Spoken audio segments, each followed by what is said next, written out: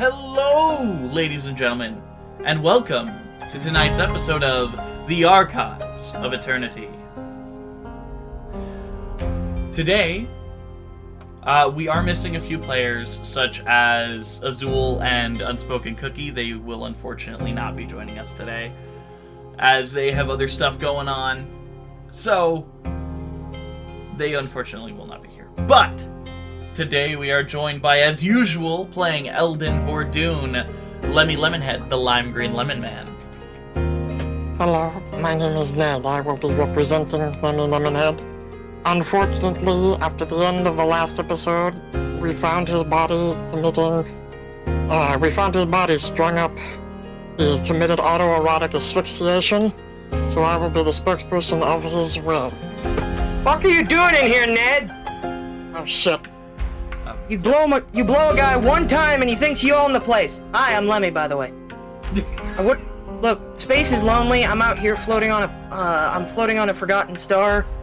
A space Tinder grinder, doesn't fucking matter. I get lonely. I'd kick him out, but the toppy is just too sloppy.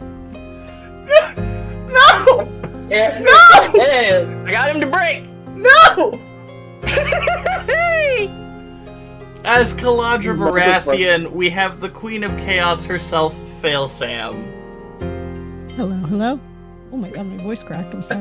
I don't know how to follow that up. Please quote. No. Please, somebody put that in quotes.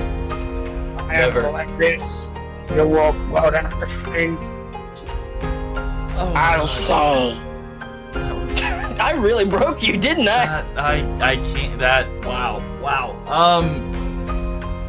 Wow. As Aya One time, Alden, he we thinks have. he owns the place. As Aya Alden, we have the brilliant Professor Zool. It broke him almost as much as when I said a quivering left testicle. God. You know, Ned has one of those too. He's made out of flesh, but he's got. I mean, have you ever tried sticking your dick in like a thing of jelly? That's kind of what it feels like. I hate this line of conversation. I'm gonna get. Was it the left testicle or the right testicle? Finish introductions before it goes farther. Yeah. As Leopold Marcus Arcadian, we have the strong and powerful Ivanator. What's up, homies? And as always, Tamaz Alpha will be joining us later, as he is doing his work in spreading the good word. Anyways, Did you know that space jellyfish spit is good prophylactic? I hate this. We're not going to go on that any further. Announcements. Oh, also If you have not, but if you have not already, please go check out episode 69, Magical Moments. It was a really fun episode, and I really appreciated it, and you should go check it out, because, you know, they finally escaped the strange creature and just left it there. Definitely didn't blow it up at all. Yeah, I would leave. definitely didn't go through the trouble of setting up a trap for it to blow itself up. Yeah, we definitely didn't do that. Speaking of, I need to get rid of this guy. Does anybody have like a detonator or something? Or like a teleporter? I need to... Hey, Etch, can you open another portal to hell? I think I need to get back down there. That Ed? would be the 5th one this week. Fucking do it. You're gonna have to pay the souls, eventually. Put it in Anyways, my fucking bed. Listen, you can only live in space so long without getting lonely. I don't feel the need to explain myself. also, as always, we would like to extend our deepest gratitude to Alexander Nakarada, vindsvept, Tabletop Audio, and Breaking Copyright royalty-free music for being artists and compiling artists that put their stuff into Creative Commons so that weirdos such as ourselves might use their music. We thank you. And Yes. now we don't have to sell your quivering left testicle. Oh. Well, on, bad news, I kind of sold yours, Etch. Look down. It's still there. Oh yeah, because it regenerates, but I did steal one of them. Well, good for you. Anyways. You just see me with- pass my hand under the table to the professor. Tell me how it goes. Anyway, go ahead. Anyways, we don't have a lot of announcements today, so, fuck it, let's just jump right in. My entire intro is an announcement. let's just jump right into tonight's episode of The Archives of Eternity. Yay!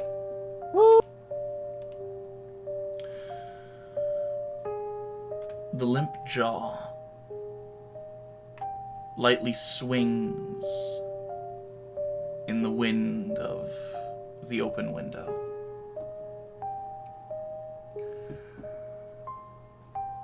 The bloodied mess of her face, still dripping deep crimson blood onto the white dress she was wearing.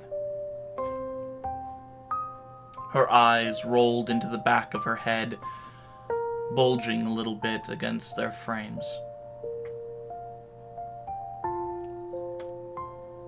What's left of her tongue lightly dangling, and her body limp in the chair she sits, tied, broken, with a sparkling gemstone of alexandrite sitting in her lap.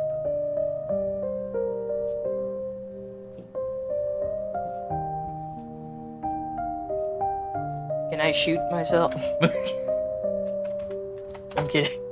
Oh, shit. Well, I don't know where to go from here. Someone else talk. I've talked enough. Has it been 4 hours since I passed out? It has definitely not been 4 hours since you passed out.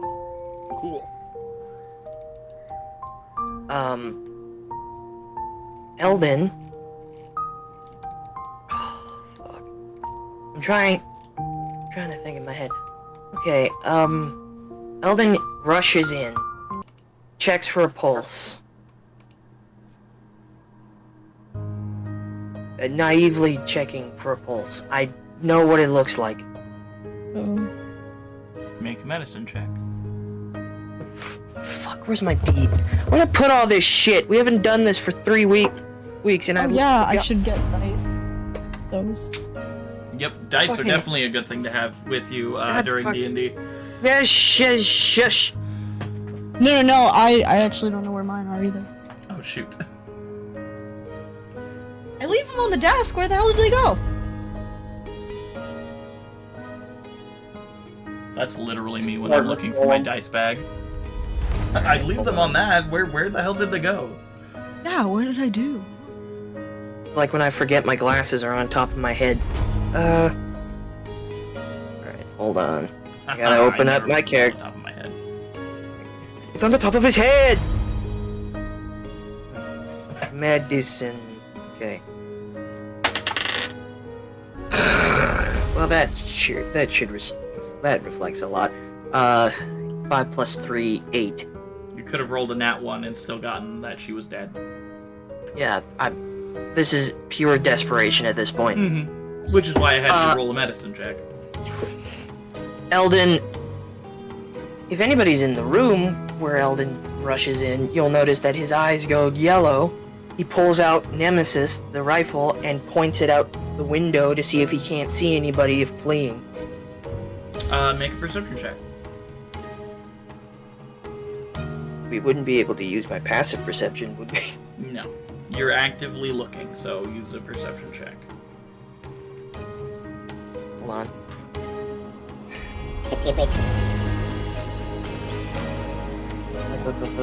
Perception. Oh, not bad. 11 plus 3, 14. 14. As you're looking out the window and you're looking around, you do see for the first little bit of the lower areas of the courtyard, about 100 feet down, you can barely make out a small trail of blood that suddenly disappears.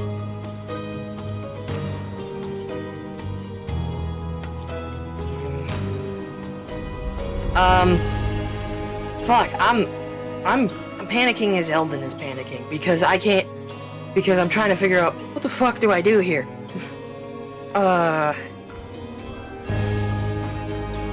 Cleric. Get Cleric. Wherever the hell he is, I don't care where he is, I'm running. Or I'm yelling that to He somebody. left, didn't he? He left the tower, and Leopold would at least know that, along with Burke and Connie. Or Burke. Just Burke. I'm gonna yell, somebody get Cleric, or a Cleric, or fucking somebody, as I'm going to try and inspect her body to see if there's anything like... If there's any sort of detective way to get me out of my panicked state at the moment. Like, detective, like, how she died. I know it's the curse, but how specifically? Roll an investigation check. My specialty. And does anyone go running to go find either cleric or a cleric? Just somebody, anybody that can do this.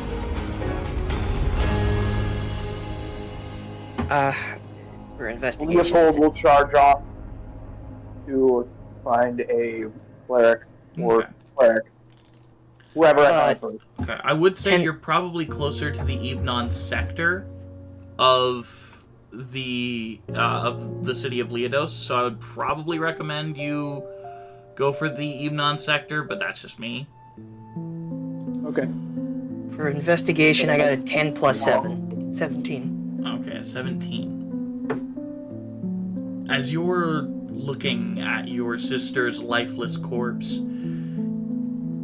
you focus in. You begin investigating the certain bits of her misplaced clothing and the Alexandrite. The images of a dark figure walking into the room, very calmly walking up to her, pulling her head back, grabbing her lower jaw and ripping down, shattering and breaking it, grabbing her tongue and cutting it in one motion, walking over to the window and jumping out. I actually have my head in my hands. Cause I'm just like, what the fuck am I gonna do? I'm genuinely panicking. Well, not genuinely, but you get the idea. Mm-hmm.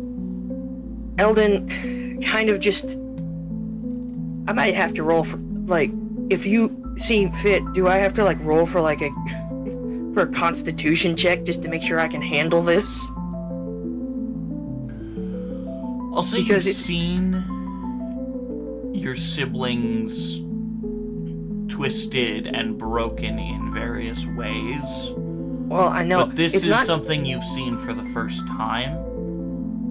So if you feel like you would probably vomit in this moment, make a con save. No, okay. I think what I meant was like the panic and everything. Like, everything is... If a will save, or, you know... Should I roll for panic attack? Okay, so that I would probably say is more of a charisma save. As that is trying to hold back a flood of emotions that are not necessarily normal. Okay. So should I do that? Would you roll a charisma save? Alright. 13 plus 8. 13 plus 8, so that's... 21. So that's 21. 21? As you're looking at your sister's body, you feel that flood of emotion, that feeling of panic and pure, unadulterated dread begin to cloud your mind. Oh, so I failed. But as you look up and notice that Leopold is not there, your mind begins to calm. You're able to hold back the panic. because someone's already run off to help you. And it's not, I think it's not just panic, it's just sort of like, I just got her back. I just had a chance to fix this, and now I'm losing it again. I'm losing my family again, and I can't, I don't think he can. I've been awake 2 days. In the door of the room, you see your nephew as he looks at his mother. His face stone, but tears begin to stream down the sides. Eldon, look, having this moment of calm and this thing of like something to do, calm this kid down. So if I have to calm him down, I can calm myself down. And if he doesn't panic, I won't panic. So Eldon stands up, kind of, I'm being for real. This is starting to give me a panic attack, because it's sort of like a high stress situation, and I'm putting stress into it. So, Eldon looks at his nephew Marcus. He gets up, steps in front of Eleonora's body, and is just like, "Hey, buddy, why don't we find a better place to sit and talk for a bit, okay?" I knew this was gonna happen.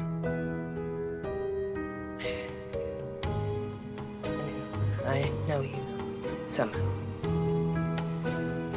But let's, What's gonna happen?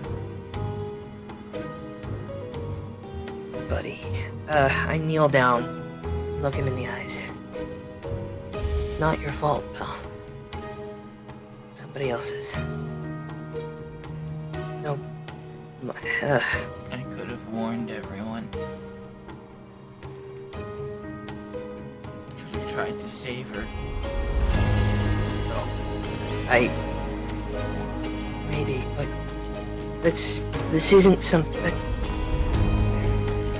that sight of yours is a remarkable gift bestowed upon you by forces I can hardly imagine. But you didn't ask for it. This wasn't your fault. No, but I could have done something. Yes, maybe you could have. But it's not your place, and it never should have been. These powers, they're a gift. I just give him a hug, while also fighting back the urge to cry myself. You just see the tears streaming down your nephew's face. I think we both just fall over in like a panic cuddle. Mm-hmm. Because like I'm kneeling, we're just leaning up against the wall, and I'm just sort of like,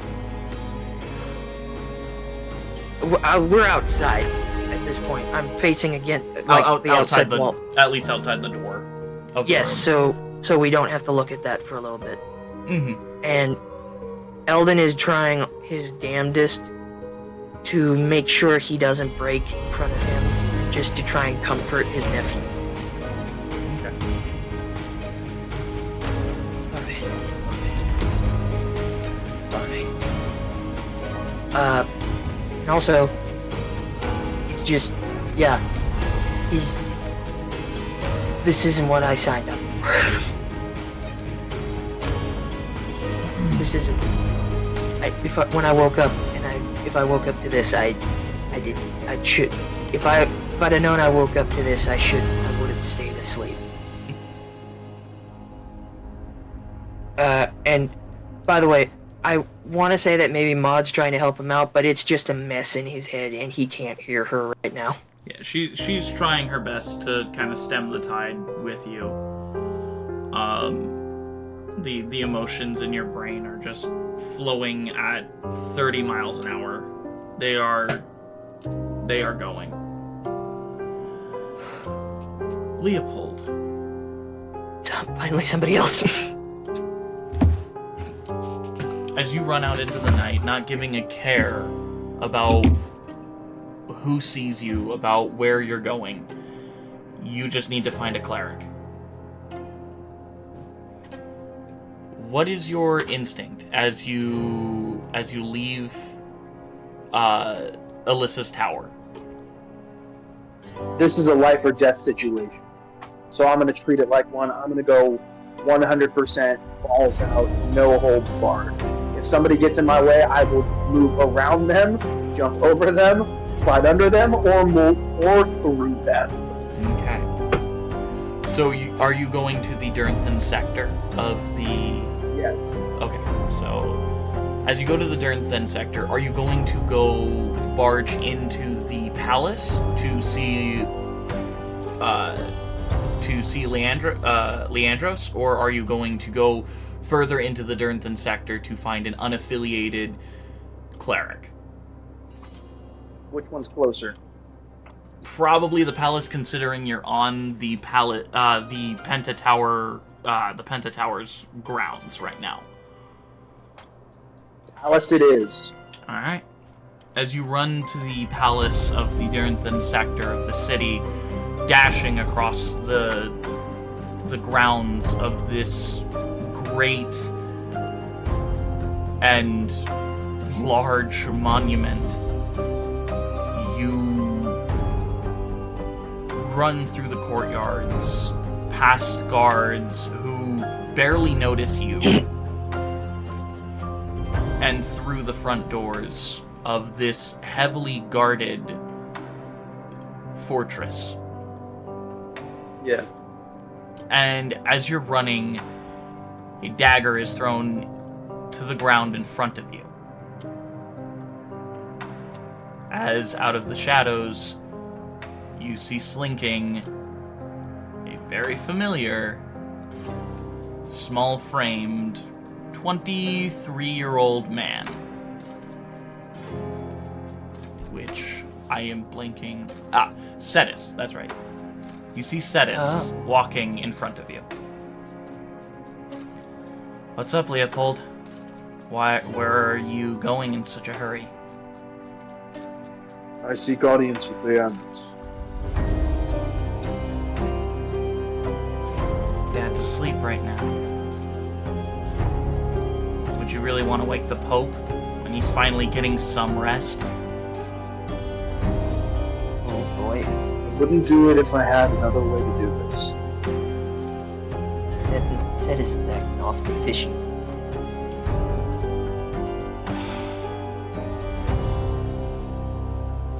And all things considered, he has the right to refuse.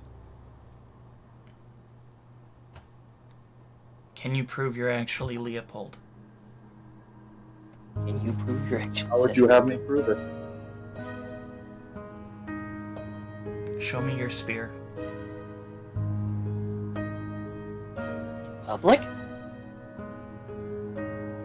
Leopold holds it out to him. As you hold out the title spear, Leopold, you see the crimson flash on the metal as the blood that has been caked and absorbed into the metal of this spear slowly shifts and moves throughout the metal of it. You see Cetus's hand go out, touch the side of it, and his eyes flash. That's the title spear. Alright, come on. As you begin moving through the palace, going around familiar statues and paintings, you see that familiar goblin face smiling in a painting, the large hat on his head. Oh, shizzle. As you're walking through the halls, you come upon two large double doors, and they are heavy double doors. Do you push them open? Yeah. Alright. So you push open the doors. Leandros shoots up from his bed in one quick movement. His nightgown disappears into full plate armor, and he draws a sword and puts it against your throat. Leopold sheaths his blade. Apologies, I was not expecting a visitor. Understandable. There has been a murder. And why did you come to request my presence for a murder? Person in question. You require a resurrection? Is it possible? Ivan, could you speak up a little? I can't quite hear you. If that is at all possible. How long has the individual been dead?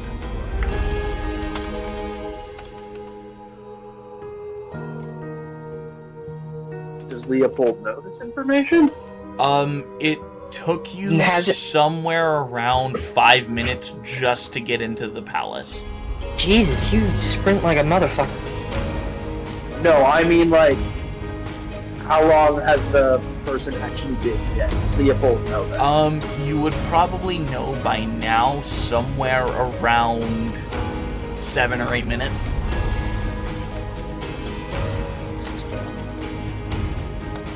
Less than 10 minutes.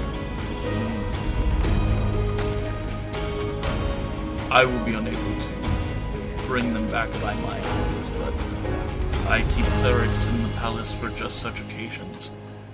Come on. We'll wake up Father Ernie, I think, as he begins leading you to a lower kind of military barracks style bed, like row bed chamber, where you see a bunch of different monks and paladins, clerics, all sleeping on beds. And you walk to the end of one of the rows, and you see an elderly man with a cloth firmly wrapped around his eyes. And Leandros reaches down one of his gauntleted hands and starts shaking the father gently. What's going on? You see him rise a little bit. Leandros. Satis. Who is that with you? This is Leopold. We require your assistance, Father Ernie. I see. What type of assistance do you require exactly? Resurrection. Lead me to the body. He stands up and he throws on these kind of like, these heavy robes. Grabs this beautiful clerical staff that has a visage of a book with an eye in the center of it. Which, if you want to make a religion check, Leopold, you can. While he does that, did you say his name was Father Ernie? Shut up. His father, he is Father Ernie. Where's Father Bird at? It's Ernie. No, Bird. No, leave me alone. 23. 23? I need to find my rubber ducky. You would recognize this symbol as the symbol of the archivist. And you would understand that this man is no simple cleric. He is a seer. Oh, cool. And that's why he has those bandages wrapped around his eyes, because he can't actually see using his eyes. and he begins walking with you all. It takes about 15-20 minutes just to reach Alyssa's tower, as you have to walk slowly for the father. There are a lot of stairs in this tower. Well, here we go. And he begins to try and ascend the stairs. I am going to piggyback good old Father Ernie here. And thank you. Hook up those stairs. And I'm going to hook up. As you're carrying him up at a really quick pace, you just hear him. I have a question. Yes. What has Kaladra been doing for these close to 30 minutes? Yeah, Kalandra, as you're holding Aya and in this doorway watching Eldon have a mental breakdown, what do you... Have a nervous breakdown over there. What have you been doing, Kaladra? I don't know, I was trying to think, honestly. I feel like... Welcome to my world! Yeah. I feel like she would have just rose up and looked horrified at first, but then tried to help console Eldon. Very gently, like... Eldon is consoling himself by trying to help his nephew console him. So yeah, so like it would just be like her kind of double checking that he doesn't look like he needs anything else. Her doing that like dead. Standing 2 feet back, but like also like I'm here if you need me. Mm-hmm. I will that say kind of secondary presence. Yeah. Eldon looks dead in his eyes. Yeah. Very close to what it was like when he was Grim. And then there's another thing going on that only the DM knows about because I DM'd it. But we're not going to talk about that anyway. Bye. No, that's fine. Like I said, Kaladra, like, she's kind of shut in, so, like, she's not super sure what people need, and is kind of doing the, like, again, like, the, I'm here if you need me, but also not saying that, just, like, kind of being, like, the... This is like when you go to the family function.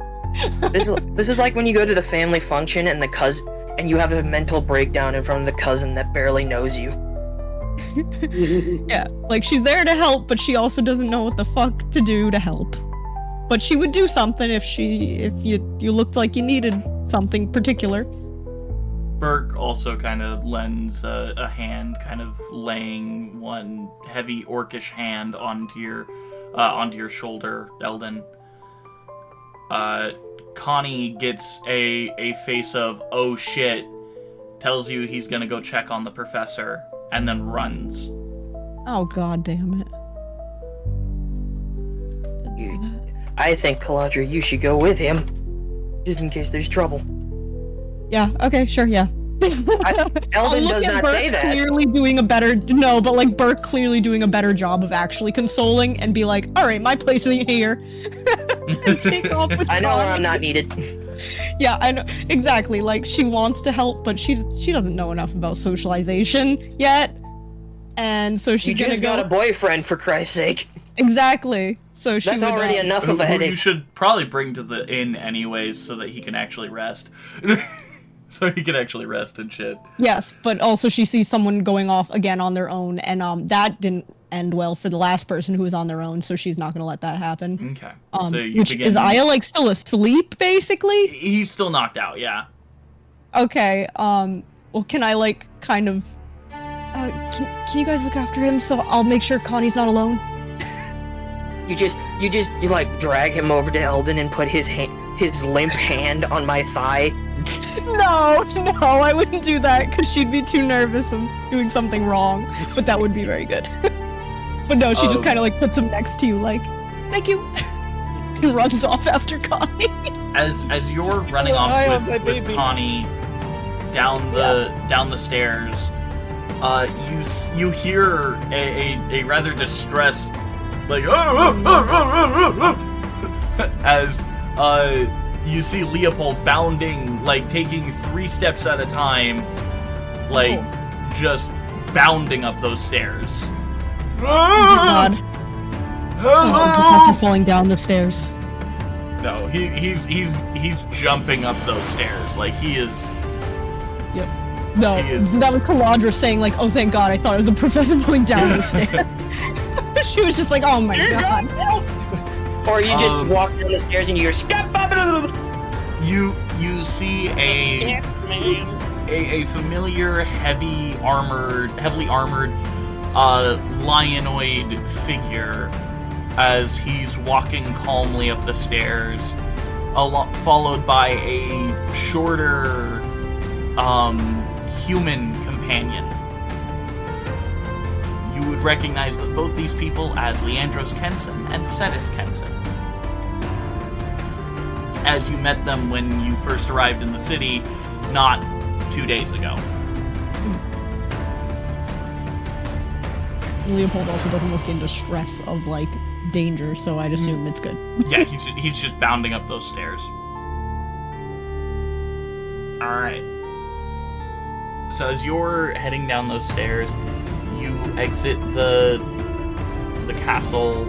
I'm gonna have you make a stealth check as you're wanting to exit through the Enders, or the Evenon section of the castle grounds, so that you can more easily make it to the Red Barrel Respite. I'm just so upset I can't find my actual dice, and I'm someone who has dice for each character, so... Leopold running up the stairs with Father Ernie. You just see Scribe Bert down there. Wait, I brought the rubber ducky! Stop it with the Bert dirty shit! Sorry, I couldn't, that was all I could think about when you said Ernie. Rubber ducky, you're the one. I can't, it won't pick up my camera, but I'm doing that. Camera, I meant microphone, shit. Alright. There's no cameras in space. Nobody, it's a weather balloon. Still 24. Ooh, a 24. Very nice, very nice. Yes. Roll for She's Connie. doing rogue shit. Finally, maybe. Rolled a We'll see. natural 16 for Connie, so he's probably fine. Probably. Probably. Yeah, so you both begin to exit the castle grounds, and you easily slip past the guards who are, around the area of the actual entrance to the castle, which is surprising because there's not actually a lot of cover to hide behind. But it seems as though they can't see very well in the dark. So You just solid snake it. No, Get a I'm box. just very sneaky, and I'm very proud of myself. there's that too. Or All the just time she sneaked past her father to peek at her mother's books. Yeah, I definitely take a little, a moment to be like, heh, I'm so good at this. I'm so good at this. And then I imagine anyone who sees her, you don't see me! Yes. All right, and You do so not see you're- Tiberos of the Red Wake. All right, so you're moving through the streets, and I'll come back to you in a bit. Oh, boy. Eldon, Oh, you see the Leopold. How tall are you again? You're 6 foot Around something, 6 right? foot. Okay, right around 6 foot. Yeah. You see this 6 foot man carrying a blind priest on his back. the absurdity of that immediately is breaks him out of his stupor a little bit. What? Oh, hello. I am Father Ernie. Lovely to meet you. Dear God, man, your soul is all muddled. It's not my soul you should be worried about. You mean the several thousand you have flying around in there? Eldon's eyes widen. He's just who fucking told you that? He hops off of Leopold's back, walks into the room. Oh, gods. What happened here? He kind of puts the jaw back in place. Oh. Eldon is definitely he's taken his hat and just kind of covered the back of Marcus's head with it. The old man unties your sister from the chair, kind of with surprising strength, lifts her up and places her on the floor of the room and begins drawing a circle around her. You just hear, it's a pile driver! And you see, this man is drawing this circle very practiced. Like, it is surprising how practiced it is.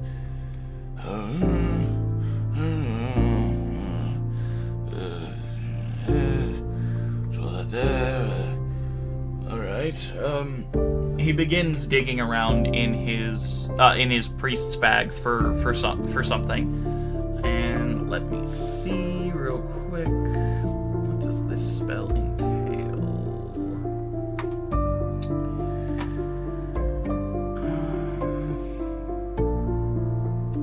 Here it is. And he produces a diamond worth probably 500 gold, and he sets it on her chest. All right. Let's see. He grabs out a prayer book and begins like looking around on it. Here we are. Give me 1 second. Tell me his prayer book is completely in Braille. It is not actually. Where is How it? can he read that? There are plenty of I have people no who can read idea. their hands, bro. He can't see. Not through his eyes. I mean, maybe he has Braille.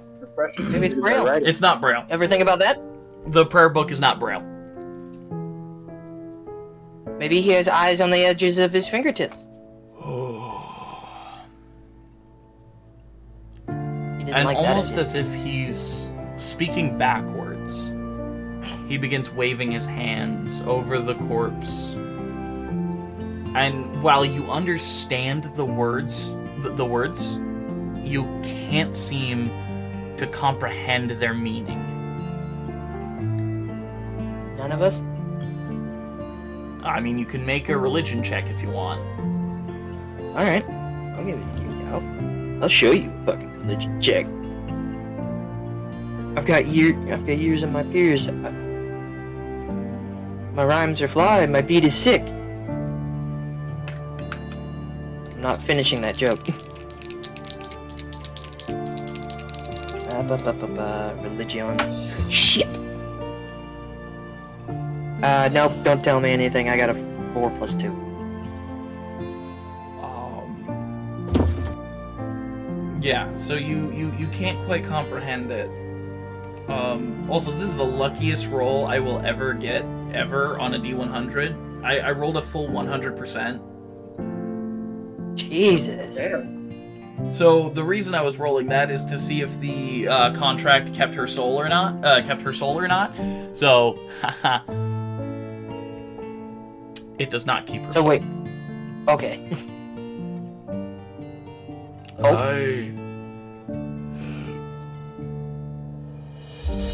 I will require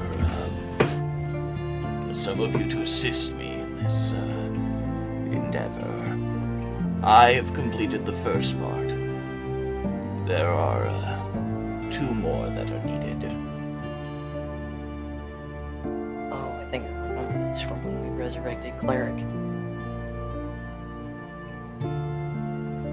Also, Eldon, you would also recognize the symbol of the archivist on the top of Father Ernie's staff. So, okay.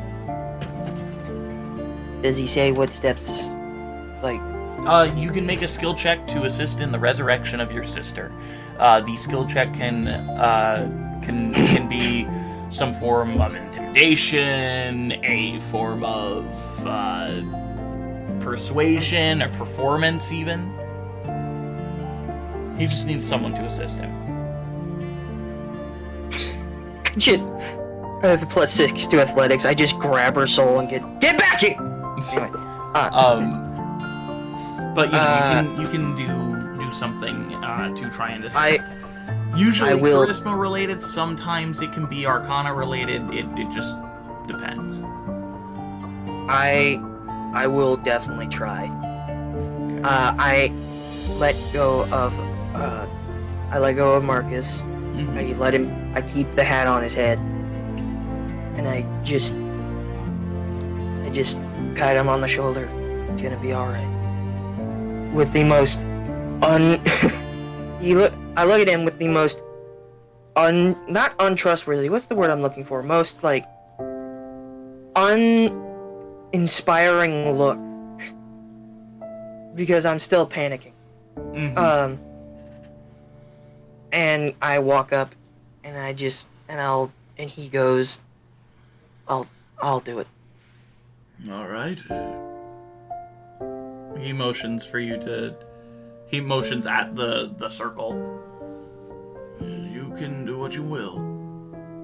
So, Eldon, what do you do to assist in your sister's resurrection?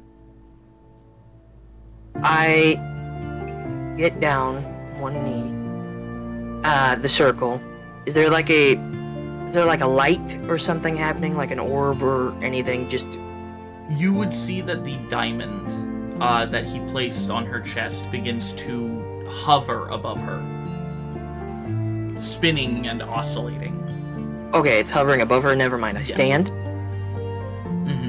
and I whisper inaudibly, or to the best of my ability, trying to not let anybody else hear it. I have the letter you sent me. The last letter you ever sent me before we stopped talking. I need to know. I need to know what happened. I know you don't trust me, and I frankly don't trust myself. But I can't lose any more of my family. I've lost too much, and I won't lose you if I have the option. Please, for no one else, don't let Marcus lose another parent. Please. A single tear rolls down his face as he backs away from the crystal, and I A persuasion check for me. rated these. Lady Luck had me tonight. Persuasion? 14 plus 3. 17. Not bad. 17. As Eldon finishes, since Leopold's the only actual other player here, Leopold, would you like to do anything to assist in the ritual? Or would you like to leave it up to one of the NPC helpers or something? I'll give it a shot. Okay. What do you do to assist in this ritual?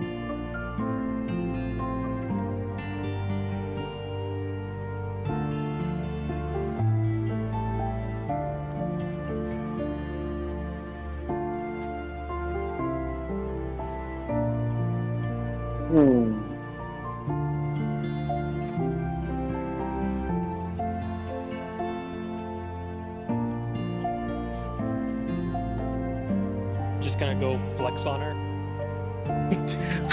You just... You see all this? Come back to life. Sorry. Come back to life and you can see more. Ugh. He takes out a small wooden figurine that he carved and says quietly, "No stronger bond than the love." What'd you say? There's no stronger bond than the love between family. Okay. Sorry. As you place this down, it's a good skill check for this.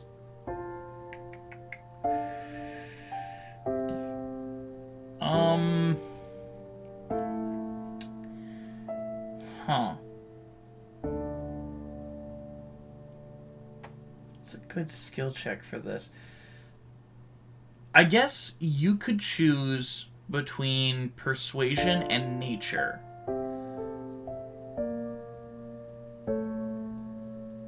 Because of the way you carved the item, I'll allow you to use nature because you are trying to appeal to her sense of bond and family. Gotcha. If you want. That's a 16 plus 5 persuasion. Okay, 16 plus 5 for a 20... God damn. 21 Ready, Alex? persuasion. That is very good. It's funny because like Air the control a boss? I don't give a damn.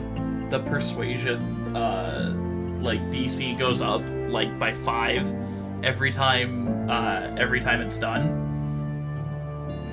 So, you know, Leopold Leopold did really well there. As you set the figurine down and walk back, the third piece of the circle begins to glow, and you see that diamond begins spinning faster and faster and faster and faster and faster until it breaks and shatters. The dust slowly falling upon your sister, Eldon. Testify. And as you're watching,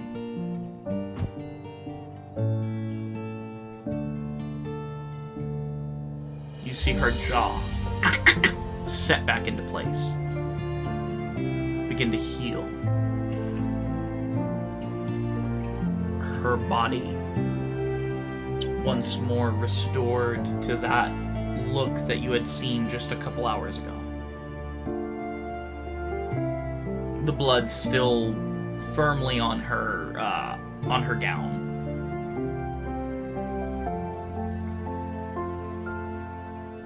But you notice her fingers begin to shift.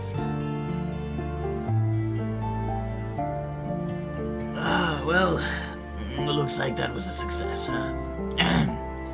All right, I'll leave you all to your things. I'm What? going back Her- to my Her fingers begin to shift? Yeah, she's you alive. said?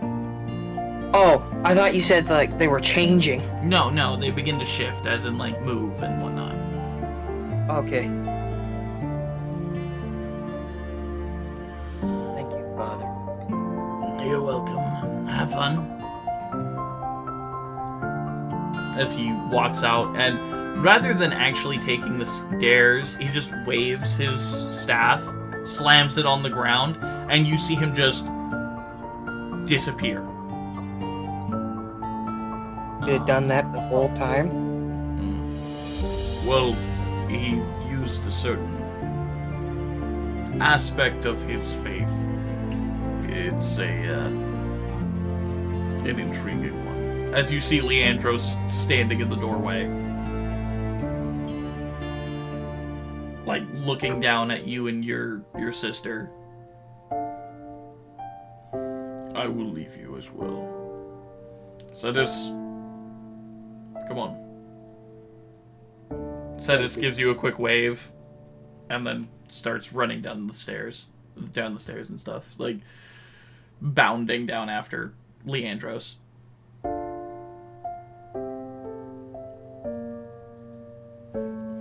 I give a quick wave. But I'm more focused as to like checking to make sure she has a good airflow, she has a heartbeat.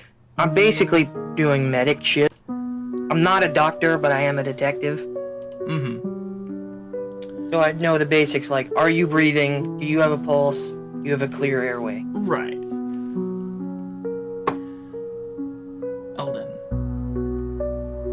as you begin checking up on your sister, you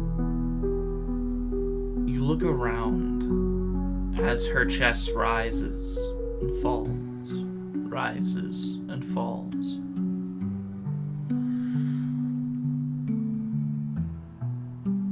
Marcus walks through the doorway and lays down next to his mother and kind of just like a scared child who had just been through a nightmare, crawling into their parents' bed and curling up into the fetal position. He lays next to his mother, tears streaming down his face as he holds tightly to her gown.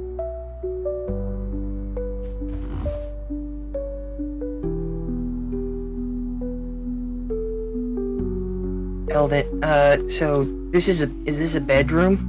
No, it is not. It is, it's actually an empty room. It's, like, surprisingly empty.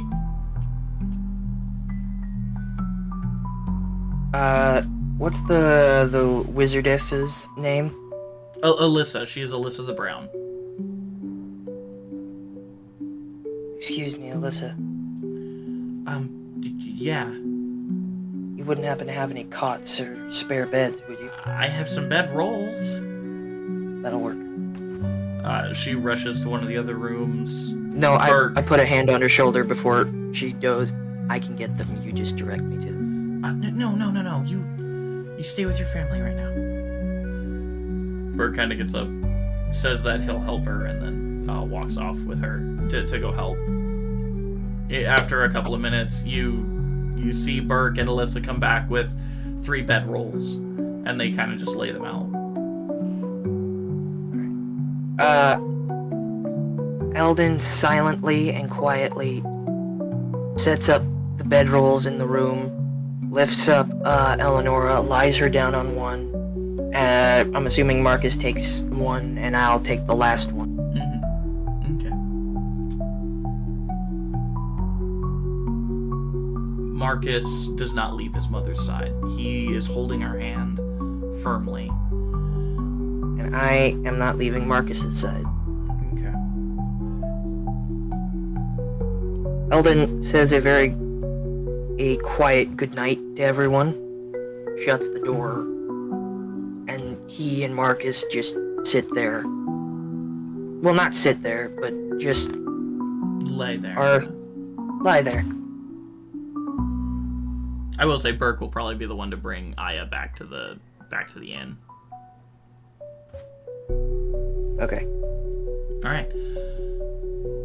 Kaladra, back to you. Yay. As you're sneaking out of the palace, making your way towards the Red Barrel Inn, you're very easily able to sneak out and go across town. You get to the Red Barrel Inn, and you see it's just the way you left it. The Red Barrel Respite is tall, Nice. strong, and ready to be lived in. Cool. Love that. We should still look for the professor, right? Yeah. Just double check he's good. The building's the- fine. Inside is everyone's dead. See, the Twilight Raider is parked outside, as it was the day before. And as you walk up and walk inside the respite, you see Agatha talking with her dad. Dad, it's fine. We'll only be gone a week. We're just going to tell Drina and back. I know, lass. I'm just worried. I mean, don't get me wrong. Cleric's part of the family now, but he's been in a lot of dangerous situations recently. I mean, his bloody house burned down. I'm just worried about you, lass. I know, Dad, but we'll be fine. The kids will be fine. I'll be fine. It's alright, Dad. We'll be okay. Just be safe, alright? If you need anything, here's one of my scrolls. Take it, and I will hear no fuss from you. Okay. He gives Agatha a big hug, and she walks out the back door. Oh, Madam Calandra, Sir Connie, lovely to have you back. Hello. Is the professor about anywhere? He points at a table near the entrance, and you see the professor, who's kind of half collapsed behind a tankard veil. Knew it. I freaking knew it. He's been doing nothing but drinking all day. I tried cutting him off, but he used his arm to reach behind the counter and just take a bottle. She like rolls her eyes and looks at Connie a little bit. like, oh my god. Connie just has a kind of worried look on his face and kind of like shakes the professor. Kind of does a weird and then says that he's probably going to be out the entire day for the rest of the night. Well, I guess at least he's safe. He's been safe all day. You should all probably get some rest, actually. It's getting pretty late, and I'm about to hit the hay myself. About to actually lock up for the night, considering everything's been wacky wonky recently. I don't want anyone sneaking in and burning the inn down. That's Sorry, fair. that's no dig at you or anything. It's just, you know, life's the way it is.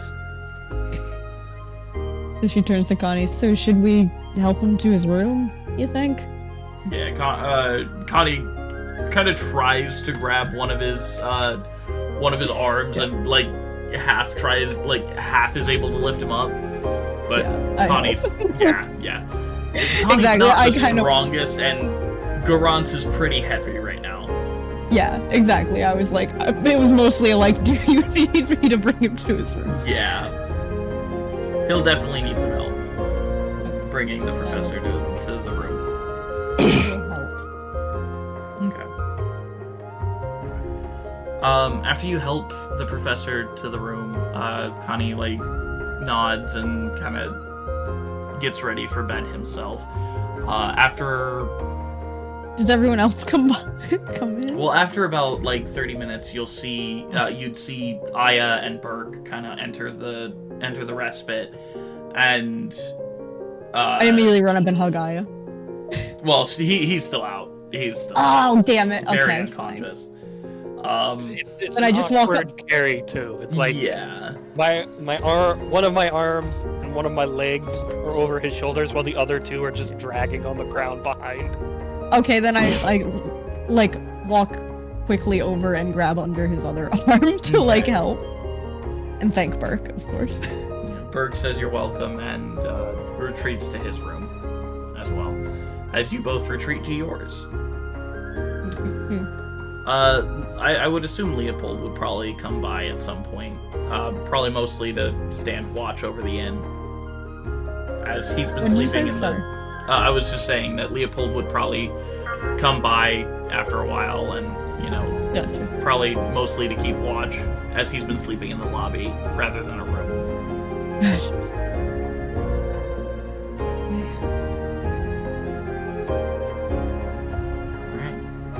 And I'm staying at the castle.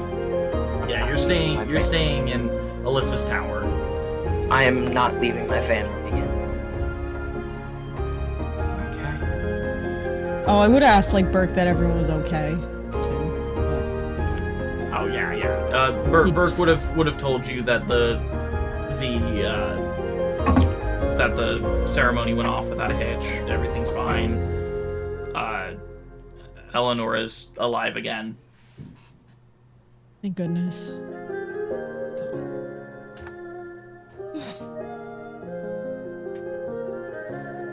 All right. As you bed down for the evening,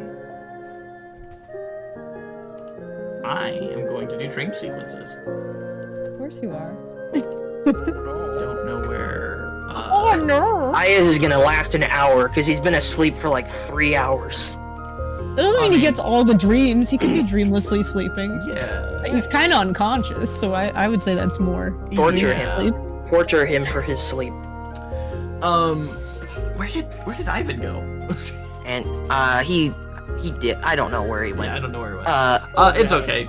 We'll. And do you know what Father Ernie is dreaming about? He's dreaming about his god. Rubber. He loves that guy. I hate you. No, you don't. But also before bed, I would like pull the chair up to Aya's bed and just sit and like talk at him a little bit. Just I don't know. I feel like it's been a long day, and I would just be like, man, no, just be like, oh, we had a long day, didn't we? And just kind of like, you know, you need to get some of that out. Venting to him, even though he's literally not conscious. Mhm. What if you vented to Venti? Would you be venting? No, I can't vent to Venti. I would not like that. But venting to Venti would be an Eventi. That is. Anyway, start the dream sequences before I continue. That hurt me. I will say, as she's kind of like venting at Aya, fully asleep, he just kind of like pats her on the knee, comfortingly. I was also gonna say she would like brush his hair out of his face a little bit and be like, I don't know, while she's doing that. Goodbye, Aya. But if she got like if he put his hand on her knee, she'd like cup her hands on his hand and be like, and just keep going with her stories. Anyway, time for torture. Yep. Yep. As always, I will be Well, I have drawing to have something each good. of you into the one-on-one, and let's get this over with. Exactly. I wanted some nice sequence first.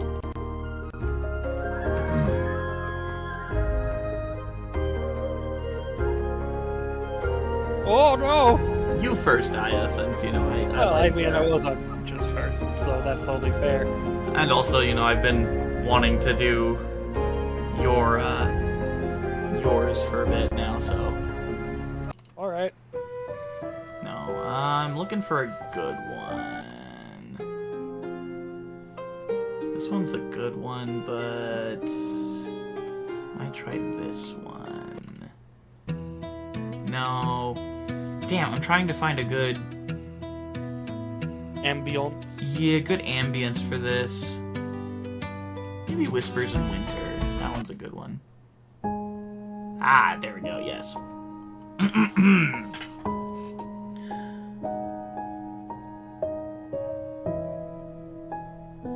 Aya. Hunger. Starving. A need for food. Those with you need the same thing. You scavenge, you hunt. The sands are not very giving. You survive this way for a while. For as long as you can, and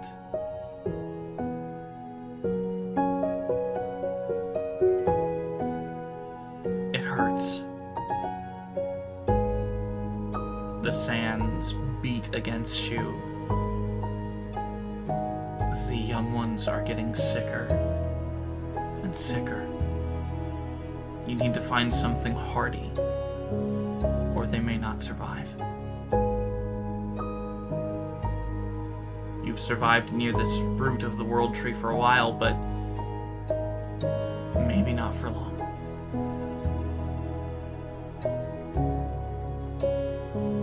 What do you do, Aya?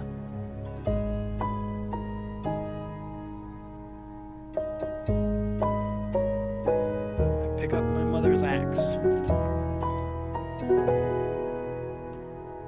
Okay. And I ready myself for the fight with a fairly savage beast that lives near the village. It should have just enough meat, but I've been avoiding it because I haven't been in the best shape. Barely holding on myself, and at this point, either we all die of starvation, might die in a fight trying to save everyone.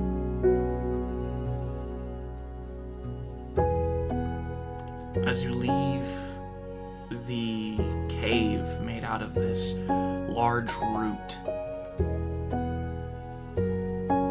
you tell them you'll be back by sundown at the latest. And if you're not, to take your ancestors' feelings and to use them to survive.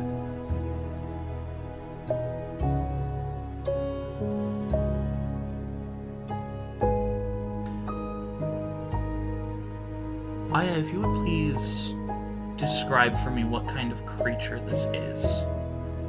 The one that has been ferociously sitting on the outskirts of what used to be your village.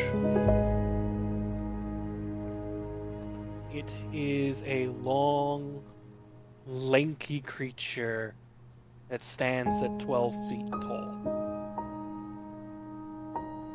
Most people don't necessarily see it before they're dead, because it blends in as a root.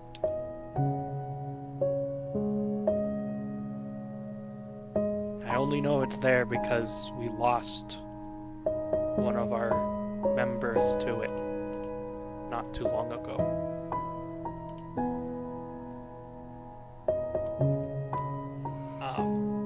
It has a mouth full of swirling teeth that it uses to rend the heart from its victims. And poisonous claws.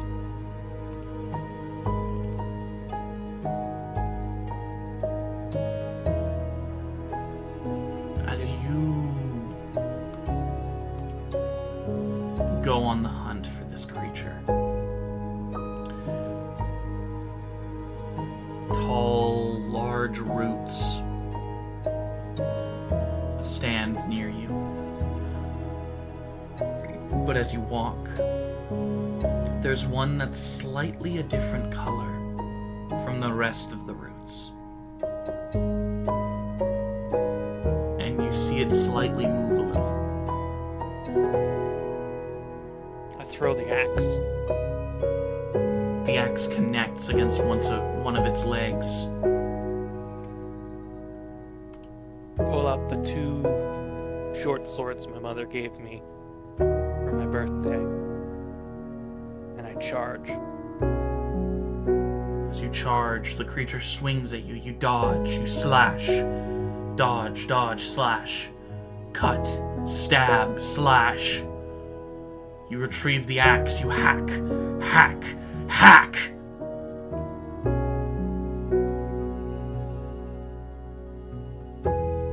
It isn't too long before you felled the creature. You were lucky to get a surprise attack on it. If it had seen you coming, you probably would not have survived.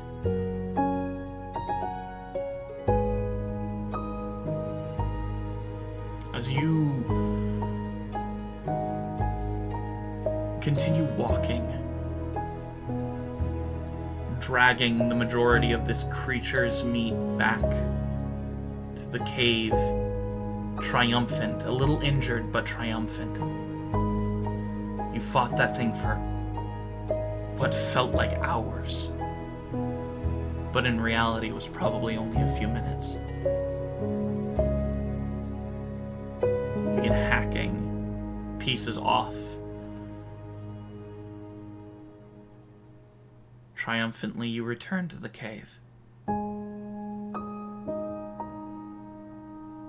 to find their small bodies misshapen, broken, battered, and killed. Triumph turns to despair. Despair to hate. And hate to rage. But cool hands much yours. A comfort in your rest. As you cannot help but think of the beautiful blue sky and the gleaming scales that ride across it.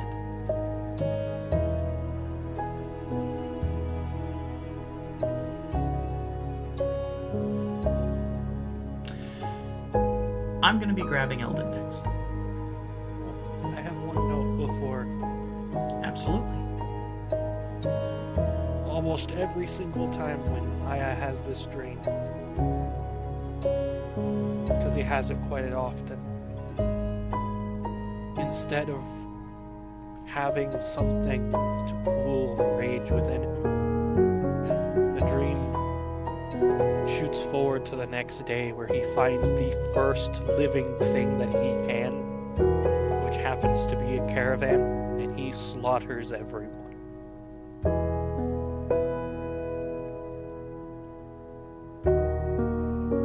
But this time is different. You have something to quell that anger, to quiet that rage, to feel all right.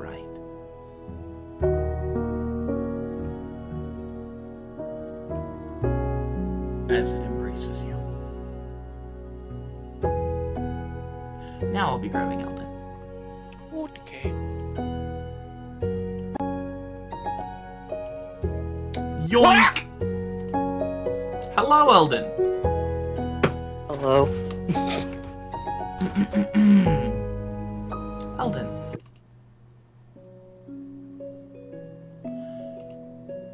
As you're running through the halls of the manor, Shadowcrest Manor, you are stopped suddenly by Eleonora. You're maybe 5 or 6 at this time. She picks you up and very gently puts you on the ground as she begins tickle attacking you. Now, where are you off to in such a hurry, little brother? He's just giggling like a fucking idiot. Come on, tell me, otherwise I gotta keep interrogating you. I'll never talk! Oh, then I gotta pull out the big guns. And she goes for your ribs.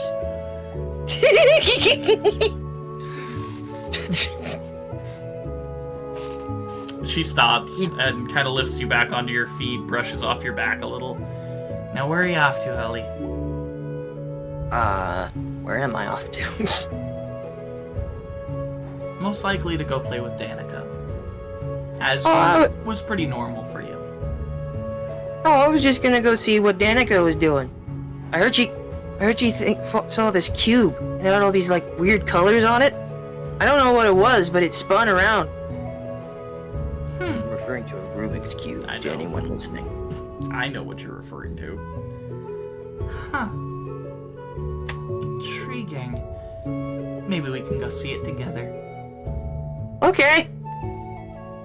She grabs your hand and begins leading you. But there's a sudden cut in this string. As you're being walked by her,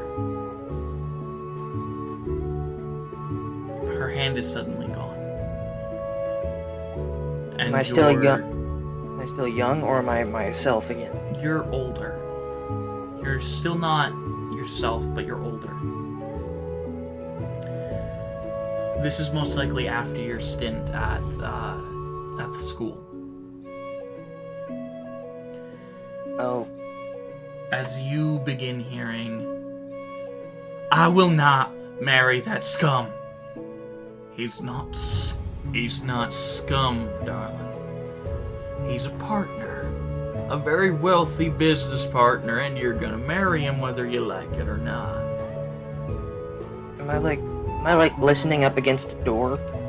You're kind of sat at the door, you're listening to this conversation. Your sister is very adamant about not marrying this man. Darling, I have to say, it's not a good idea. You know the kind of things this will do to her. I don't honestly care. Both y'all a couple of whiny bitches. Look, I've already signed the paperwork, the deal's already gone through. Eleonora will be a swine hand by the end of next year. And that's final.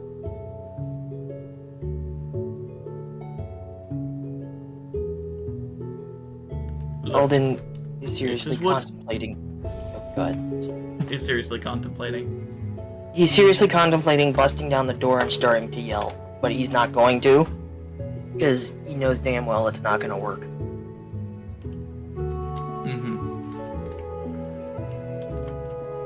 Look, I personally think that this is what's best for the family. And I wish you would too. Both y'all. Now get the fuck out my office. He looks back down at his desk as Eleonora, very strongly weeping, but keeping a stoic look on her face, walks out, sees you, a rage fills her eyes, and she begins running. Eleonora? What? I'm standing up now. Looking around, I'm pretty sure the door's still open. It is. I shoot my dad. Well, first, I shoot my mom a very worried grin. And then, not worried grin, a worried look. And then I shoot my dad. Sorry. I will say and then she returns the worried look. I shoot my dad the meanest look I can muster. Before, my fist is balled, I'm about to raise it, but I can't get myself to do it, so I just turn and run after Eleonora. As you turn and run, Nori, wait! you find yourself at the door of her room. Me, man. It's me, Nori. As you knock on the door a little, Please? it begins to open, cracking open, and you hear gagging noises, choking noises. What is it? You open the door. Nori? He slowly opens the door. As you slowly open the door, you see your sister's legs flailing in the air as she has a noose around her neck and is hanging herself. The fuck? I take out Quicksilver and fashion it into the sharpest thing I can think of and slash the rope down. She falls to the ground. The hell has noose gotten... around her neck. What the hell has gotten into you? I'm never gonna marry that scumbag. I don't want to, Ellie. He's a pig of a man. Secretly and slyly in his head, he says, in more ways than one. But he's just sitting there letting her talk. I'd rather die. Well, I don't... And what would dying prove to Dad? That he can't control every aspect of our damn lives.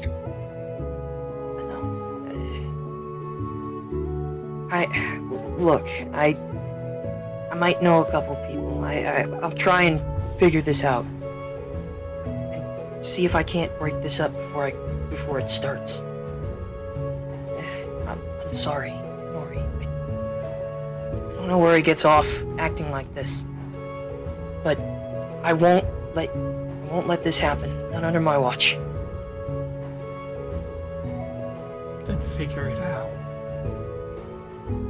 Believe me, I plan to. He stands up, and in the breast pocket of his jacket, you see him. He pulls out a familiar-looking mask, but upon further inspection, it is a wolf party mask. Mm-hmm. He walks out the door, straps it on, and walks into town. He puts up a, what's the fucking thing that, like, you put up when you want to get dust out of your face when you're riding a horse? It's not a bandana. Yeah. He puts a bandana up to his face and puts on a sinister-looking hat and decides to go get the gang together. As you leave the house, Eleanor weeping. In hindsight, you know it's futile. The gang won't help. No. The Swine Hands are a powerful family. They had powerful friends. They may not have had a very high standing in nobility, but they had dangerous people on their side. Your sister would marry him and would hate you because you made her a promise That I could. and you could not keep it.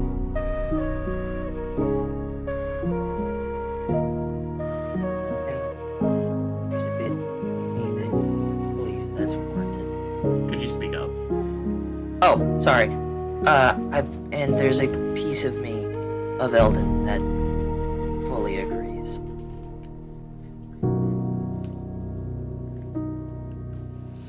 But I did try. But it wasn't good enough. No, it wasn't. It was not worth all I did. Who I killed. What I took from people. Am I still too quiet? Yeah, but it's fine. Okay. What I took, who I killed, it wasn't worth the effort. It wasn't enough. I was almost away, but Iglioni, every time I tried to do the right thing, I get... Doesn't matter now. It's done is done.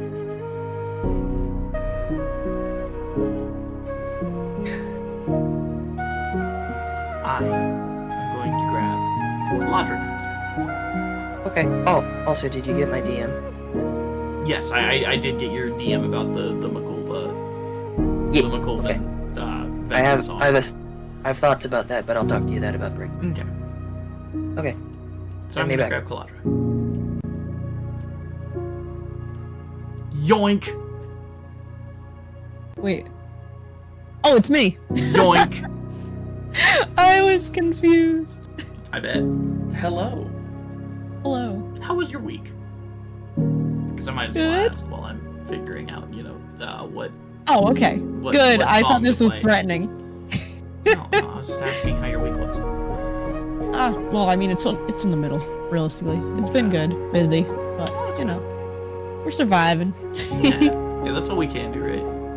Yeah, All right. somewhat thriving. No, too upbeat.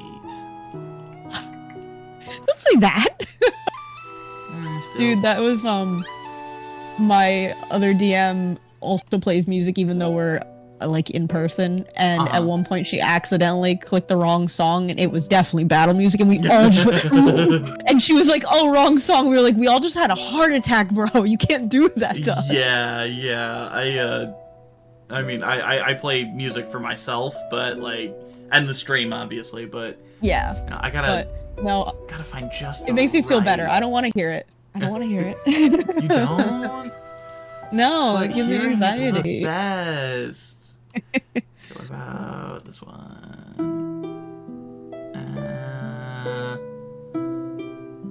Maybe. I'm gonna try crystalline if... Ah, that one works perfect. Okay. Sorry, that took a while. No, you're good. You see once again, Kaladra, your home. The thrown open door to your father's hoard. And you see your mother's body standing there, smiling, laughing. Like her, or No. No, I knew Like it. Corbain. Mm-hmm. Laughing and laughing and laughing until he looks at you. And as he looks you in the eyes, a smile. His form shifts from your mother's to this eerie smile. The left side of his face burned and marred. His left arm broken and shattered and held closely to his body. His bright eyes looking directly at you. This was a surprise. I never once thought that my friends would have a child. What glory it is to know I have a niece. One so beautiful as well. Keeping your mother's eyes intact. His head kind of leans to the side. I thought for sure everything would go my way after killing Colgaius. But I noticed that all of you were able to escape Mount Rentrix with such little issue. Now what on Aeidros could have happened?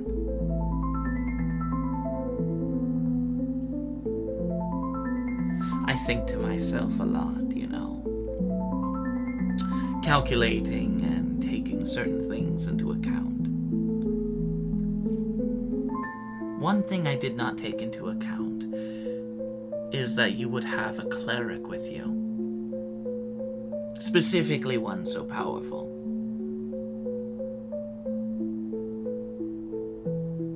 His face is suddenly an inch away from yours.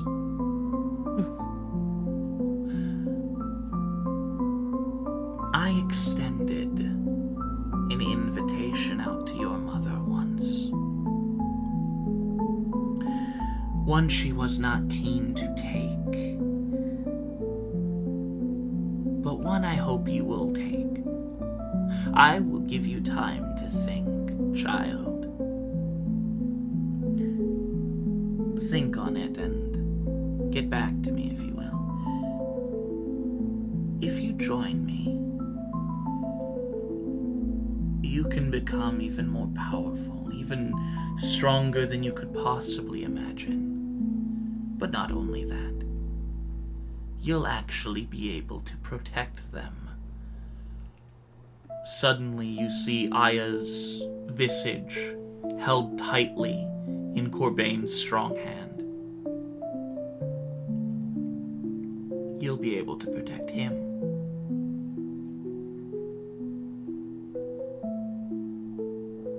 Corbain holds tightly to the back of Aya's neck.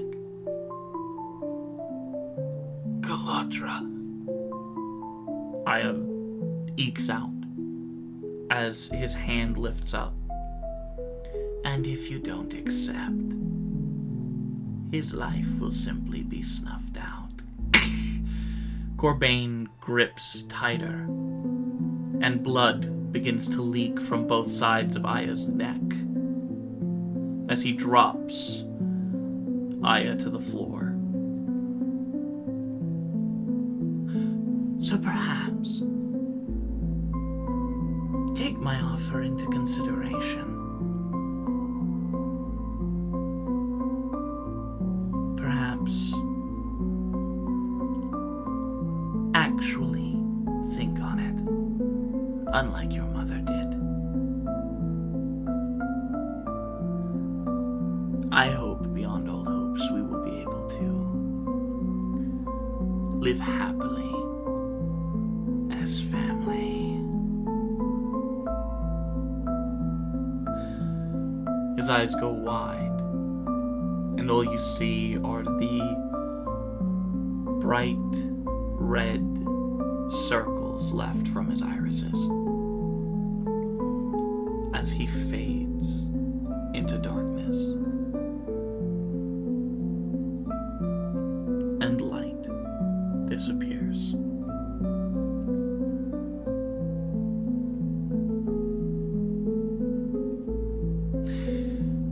I'm going to grab Leopold next. Okay. Thank you for that. I was kind of shocked you didn't actually like talk to her again. I thought you would be like cussing him out and shit. Like, my thing is, like, I personally don't feel in control in dreams ever. So I kind of take them as a, like, you're there for the ride. I see. That makes a lot of sense, Which actually. did have me really freaked out, because if he was going to actually kill I would have to try to do something, but I'm never in control. Okay. Like, I've had actual, what is it, where you're awake, but you're lucid. Like, I know I'm paralysis. dreaming, still can't control it. Lucid dreaming, yeah, but you can't I've had control lucid yeah. dreams, yeah, and I still can't control them, so it's just really bullshit. I hate that feeling a lot. Yep, no, it's a really bad feeling, and everyone else is like, yeah, when I get them, if I find out I'm in a dream, I, like, wake up, and some people, like, try to stay asleep so they can control it, and I just can't control it and can't wake up. So Yeah. It's really fun. I hate it when that happens. Anyways, I'm gonna be grabbing Leopold next. Yeah. Alright. Haha! You have been yoinked! Okay. You have been yoinked. Hello. Hello.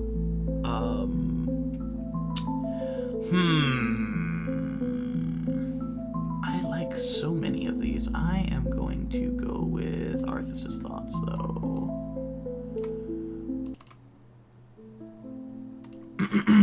Leopold, Yes, sir.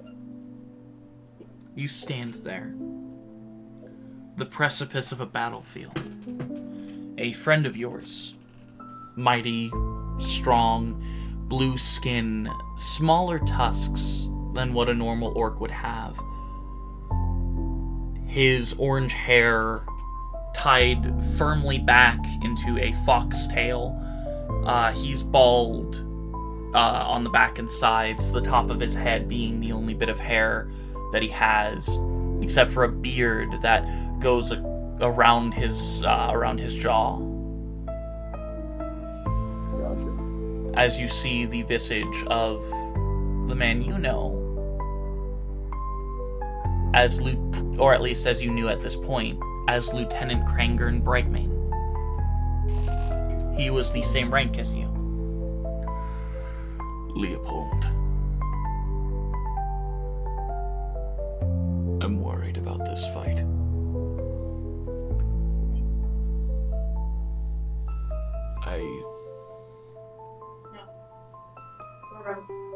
I feel as though something wrong is going to happen.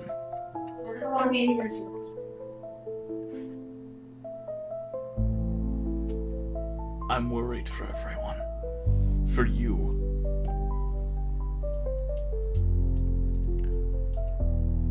We've been doing too well recently. We've pushed them back leagues.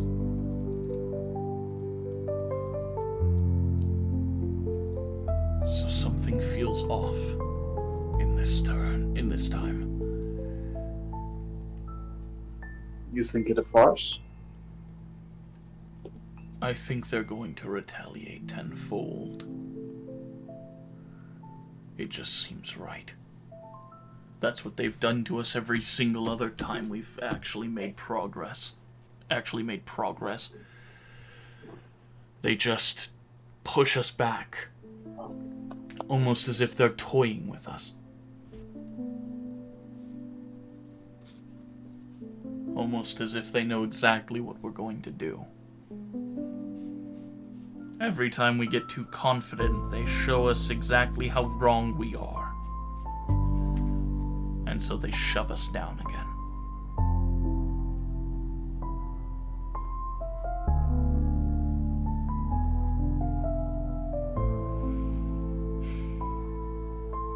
I'm just worried, Leopold.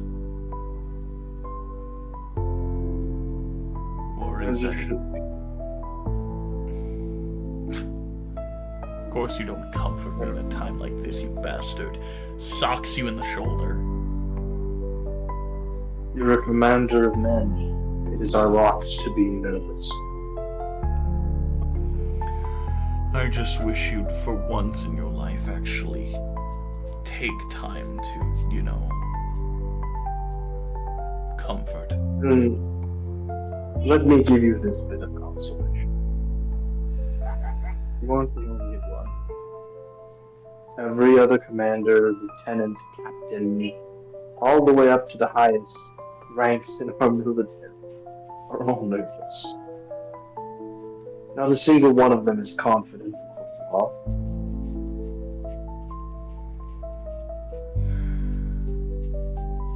Perhaps you were right. They are nervous because we are found.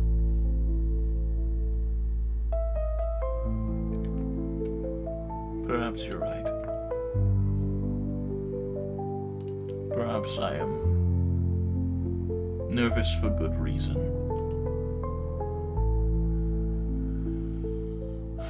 General Hawkins said for us to move out soon. Get your squad ready. Yes, sir. He smiles at you as the battlefield fades to fire. You see your men being dragged away. You see a blade cut right through Krangern's face, burning it as it does. Him screaming as you're being dragged away. His hand reaching out, almost as if he's trying to stop you from being taken.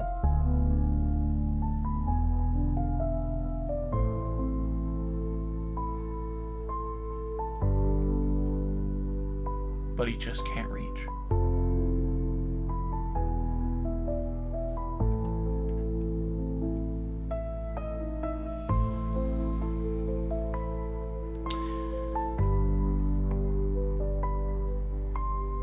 So yeah.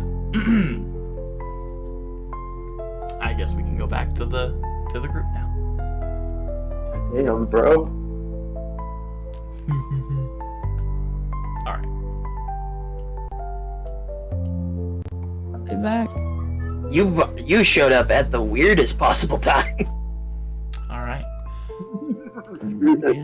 As Aya awakens, we're going to go on break. Hurrah! Of course, Io wakes up first. We shall Uh-huh. return We in about discussed 15 to this. 20 minutes. We'll see you guys then.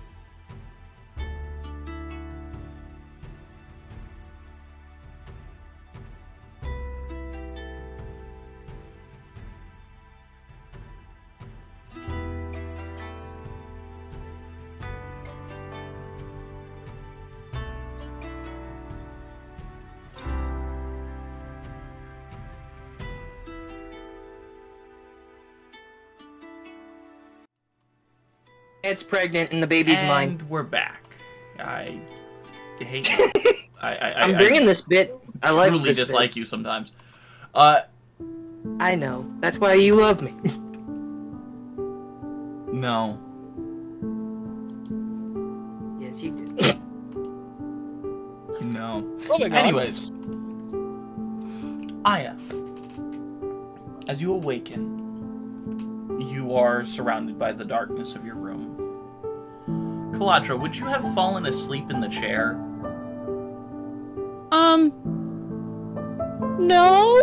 No, I think I would go lay down because Okay. I'd just talk to him, but not be like super worried because. I imagine you fell asleep in the chair, then leaned back, knocked yourself on the floor, and then stayed asleep. The first thing I do is figure out where the fuck I'm at. Because this is not where I passed out. That That's is fair, I didn't very think of true. that. Shit. Well, first things first, I figure out where I'm at. Figuring out it's the Red Barrel Inn. I find Kaladra. Who is Where's the red in barrel? the bed right next to you?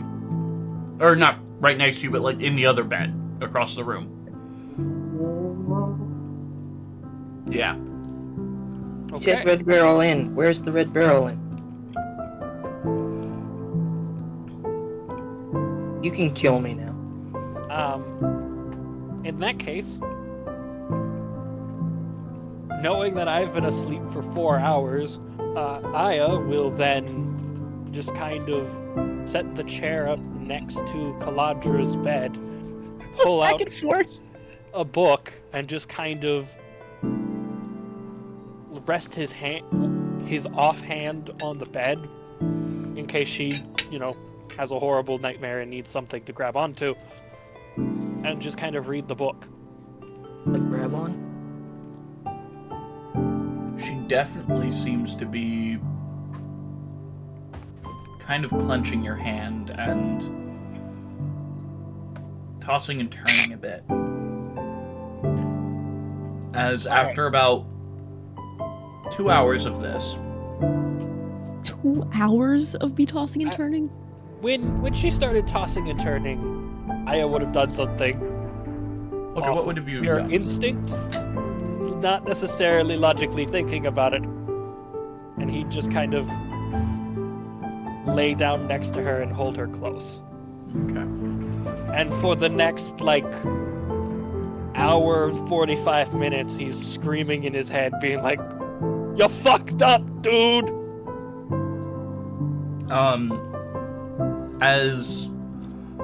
After about that 2 hours, she wakes up with a start. Oh, yeah. Alright, am I allowed to go? Sorry. Okay. Kaladra, as you awaken with a start, you feel Aya next to you. Fully embraced you, pulled you close. And And he's just screaming in his head. Well, I can't hear into his head, but, If you looked at his eyes, you'd see just the screaming that's going on in his head. I roll over and turn toward you and hug you tightly and say, I think Corbane was actually in my head. What a conversation starter. Welcome to Leopold's. It's just Elmo's world, but really, really fucked up. Well, she's not gonna freaking beat around the bush. No, and that's honestly what Aya truly loves about her, is the fact that she's just so upfront and honest about it. And the screaming, upon hearing this, suddenly stops. And his body goes up like 5 degrees in temperature from the rage he feels. Corbane. He said he gave my mom a choice to join him, and I knew that. I knew she told me, and I knew she denied him, but he said he was going to give me the same. And then he threatened you all. You especially. He thinks he can just hop into your head, your dreams, a place even I haven't gone yet, and threaten The tedious you. You know, it's funny. You've been more intimate in Eldon's head than hers yet. Sorry. He is And he thinks Corbane. I'm going to let him live. I would love nothing more than for us to take him out. You got him. Ooh. After we beat him, do you want to wishbone him? This is... It's Each a grab a leg and rip until Somebody one. clip this for when they both die at the end. It's a tradition that we had where we would take the prisoners of an enemy raid, and 2 of our strongest warriors would pull one leg each and rip them in half. She definitely smiles at that. Thank you so much for being you. I'm not gonna lie, Kaladra. I'm beyond elated that 1, me hugging you in your sleep did not end up with me with your fist in my face.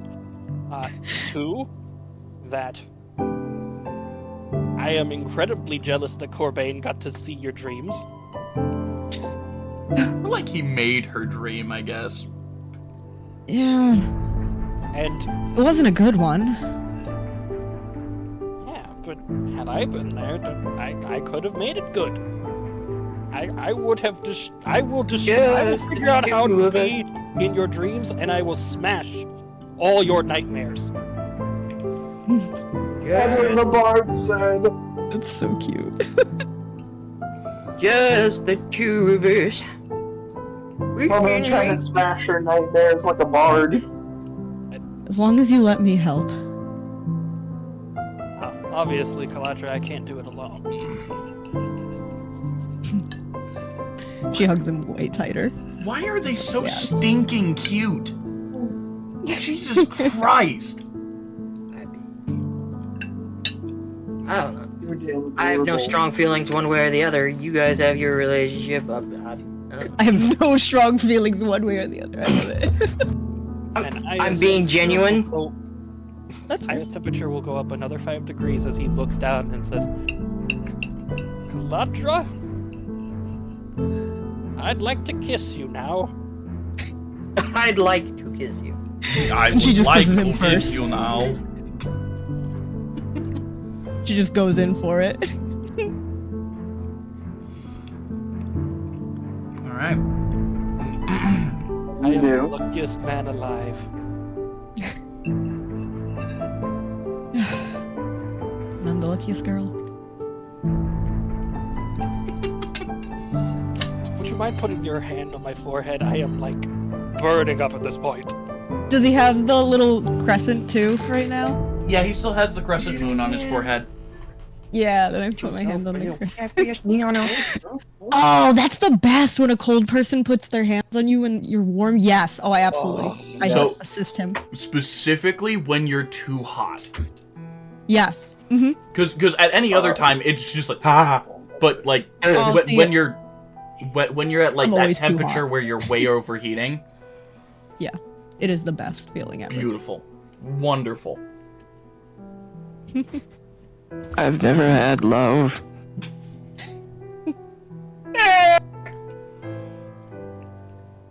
Alright. I'm gonna die alone. Bro, she feels so much better that he believed her and they're gonna kill Corbane. The absolute confidence that he had when he said that shit, man.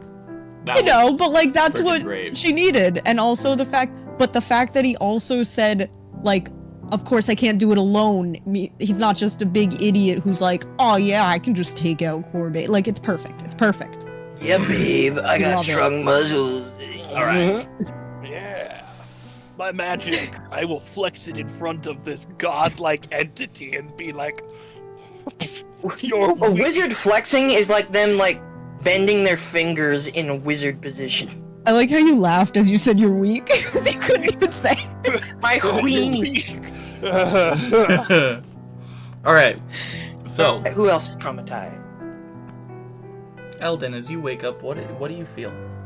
You answered my question. Eldon. Well, what he feels right now, after his memory, feels like shit. Oh. I will note. I think I'm echoing from you or someone. But I will note that I'm assuming they had pillows.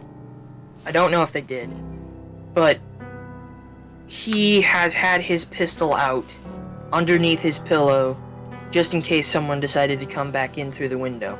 Mm-hmm. He feels like absolute shit, and it reminds him that no matter how much he improves, the past will always hurt him. Even for the better, his life still sucks.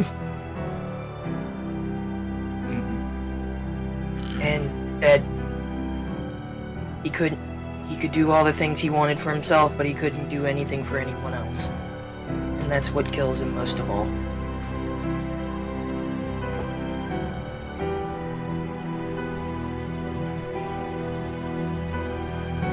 Leopold, Anyway, how's my nephew?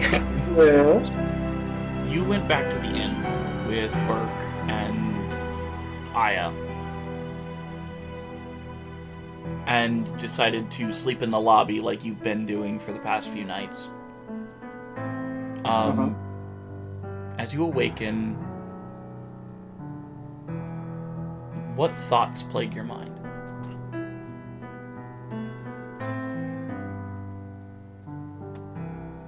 Would Leopold know if his comrade in arms actually survived that encounter or not? If you're referring to Echragan, yes, he did indeed survive. Okay, that. I mean, like, would Leopold be privy to that knowledge specifically? Yes. Without context, that is such a crazy thing.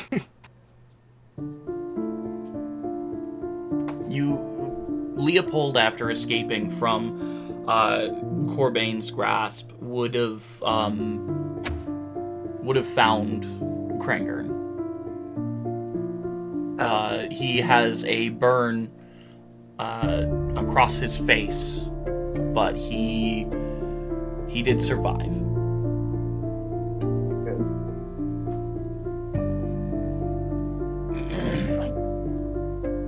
Sorry, my dog's in my room. He's making noise. You're good.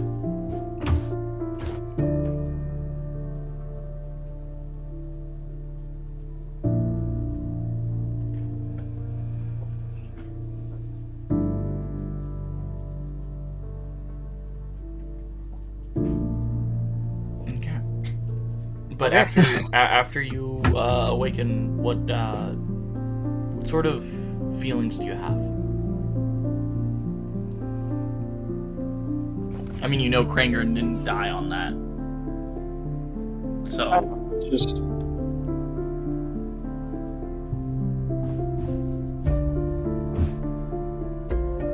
sort of just a settling feeling, a feeling of determination to rid the world of the scum that has been plaguing it.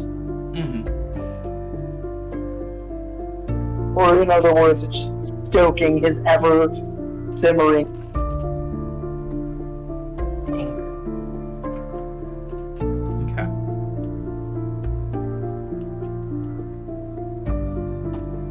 I will say, Leopold, as you wake up,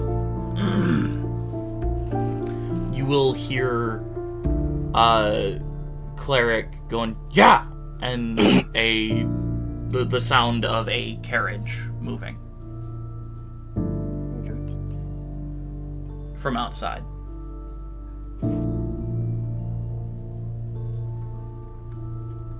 The room I'm in, does it have rafters? Again, you're down in the lobby, so yes, it would probably have rafters up above. I'm hearing this from outside? Yeah, you hear it from outside.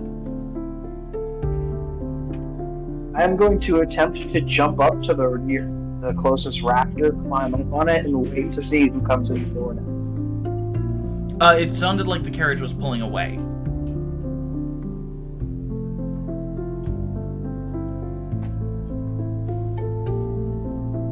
So no one will be coming inside. It just sounded like the carriage was pulling away. Nobody will be what? After hearing... It sounded like the carriage was pulling away after hearing Cleric's voice go, "Yeah!" Oh, never mind, you didn't get the joke. Whatever. Moving on. Cleric is left. It sounds like Cleric is leaving. I'm gonna run out and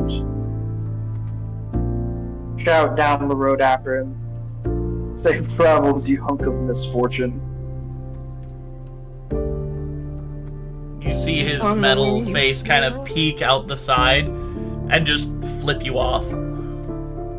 And you hear upon the wind, 9 inches. God damn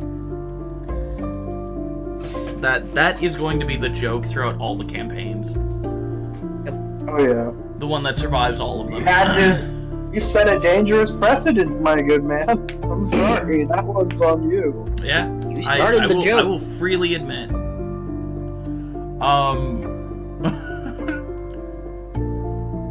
So yeah, Cleric seems to have left. Okay.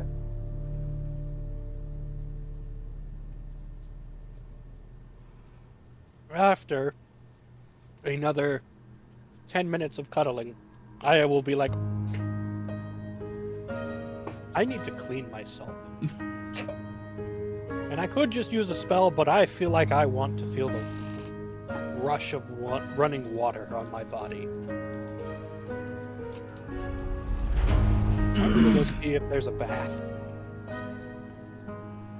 In the Red Berlin. Or at least close. So do you leave Like the... join. Not in the bath necessarily, but join What? to see if there is a bath. Yeah, no, I would very much like that. That sounds really nice right now. Man, this relationship is moving fast. Shut up. As you move your way towards the lobby of the Red Barrel Inn, Leopold would be walking back in.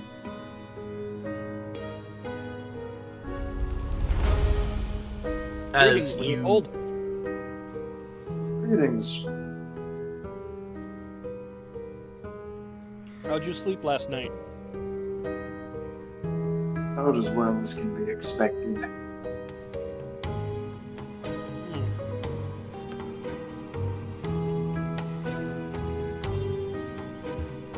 Well, I have a question for you. Has Corbane been entering your dreams? She looks a little shook because she definitely, like, when Aya was asking how he slept and he said, like, well as could be, she kind of, like, looked down, like, Out here like, She just- yes, same. Oh yes, I know nothing of such predicaments anyway. She definitely, like, looks up, kind of, not hopeful, but yeah, in a way, like that, like, oh, someone else, maybe? Too? Please.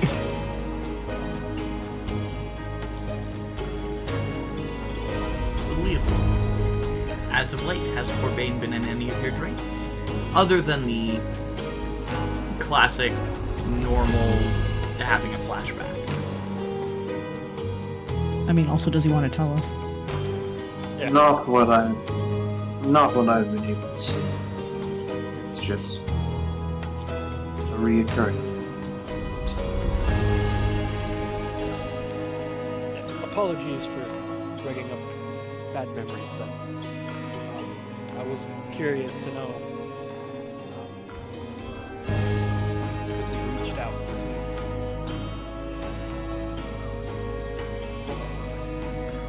Looks like Kaladra. I apologize.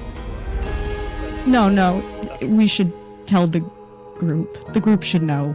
I definitely think it's important information. And I thought we would do this before the shower so that we can clean off the feeling of him afterwards. That is a good thought. Didn't think of By that. the way, one. I'm not in the Red Barrel Inn, remember? Yeah, you're not. We But will I'm- update we'll you tell the group by- slowly, person by person, but at least the We'll first be able to- person. Yeah, The first person's the hardest. Typical. I'm always the last to know anything. I will say, Garance, Connie, and Burke would be walking out around this time. Yeah. Corbane entered a dream, and I think it was actually him. Not anything I remembered. But him threatening me to take a deal to join him, like my mother refused.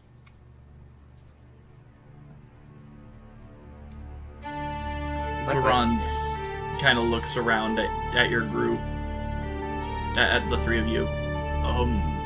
What did I walk into? evil wizard walked into someone's dream, or created it, depending, and threatened Kaladra. Me, very angry now, want very much break his spine. I can understand that. I, however, want an ale. Or else you had enough. Smell like Oh, alcohol. I thought, I'm gonna be 100% honest, and this is me being very dirty-minded. I thought he said, I want a nail. an So- ale. So I it's like 9 o'clock in the morning, right? It is so early. It's not even 9. It's like 8:30. Okay, we were talking, like, before we restarted, we were talking about what makes an alcoholic. This is an alcoholic. Hey, he's just having a rough time. Okay, there's a rough time, and then there's drinking your feelings. There's a rough time and then day drinking. Garance, you're coming with us to the bath. It's time for an intervention. Smell like liquor right now, and I am so sick of it. I have a terrible headache, and Showers help. I need to get rid of Baths help with that. so I'm going to drink. The Nightmen, they drive me to drink! Okay, damn backslide. Garance, have you tried drinking water? Confound them. I Come on! didn't drink water at all yesterday. Try drinking some.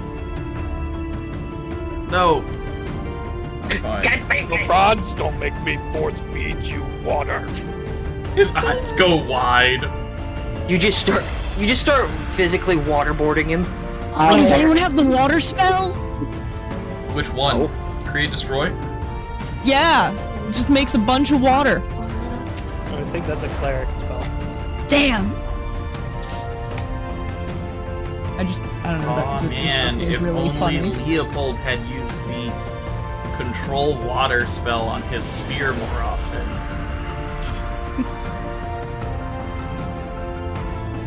You bit.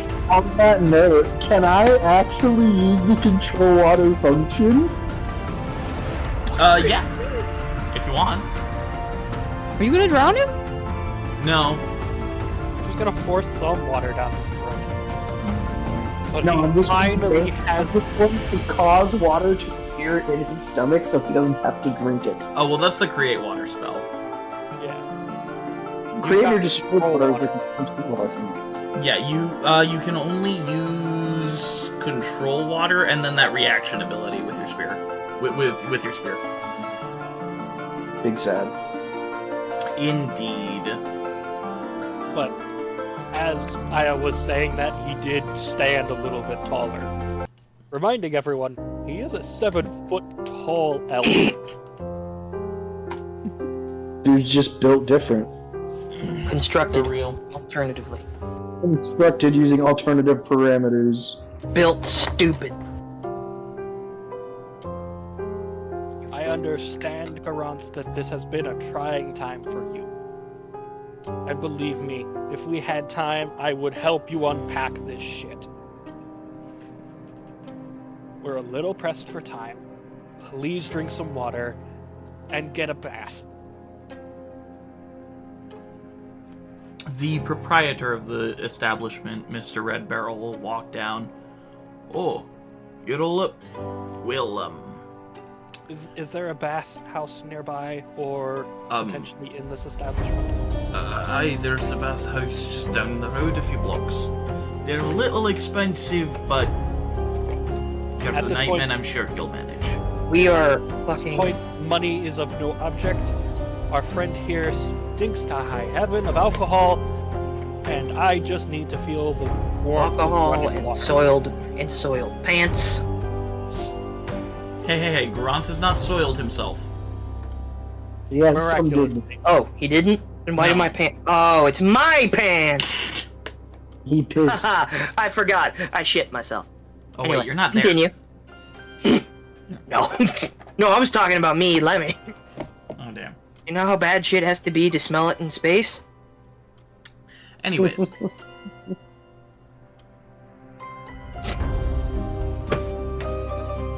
Oh, and we're all taking a glass of water to go.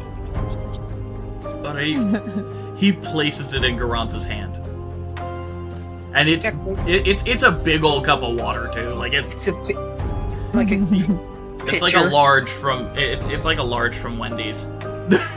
It's like 32 Wendy's ounces of water. extra thick. The entire time, Aya is... One eye is, like, perfectly fixed on Garance the entire time. Who is drinking it through a straw, mind you? Criminal, offensive. Side eye. One eye open when I'm sleeping. Okay. So, do all of you head to the baths? Except I for am. I think Eldon? that sounds great.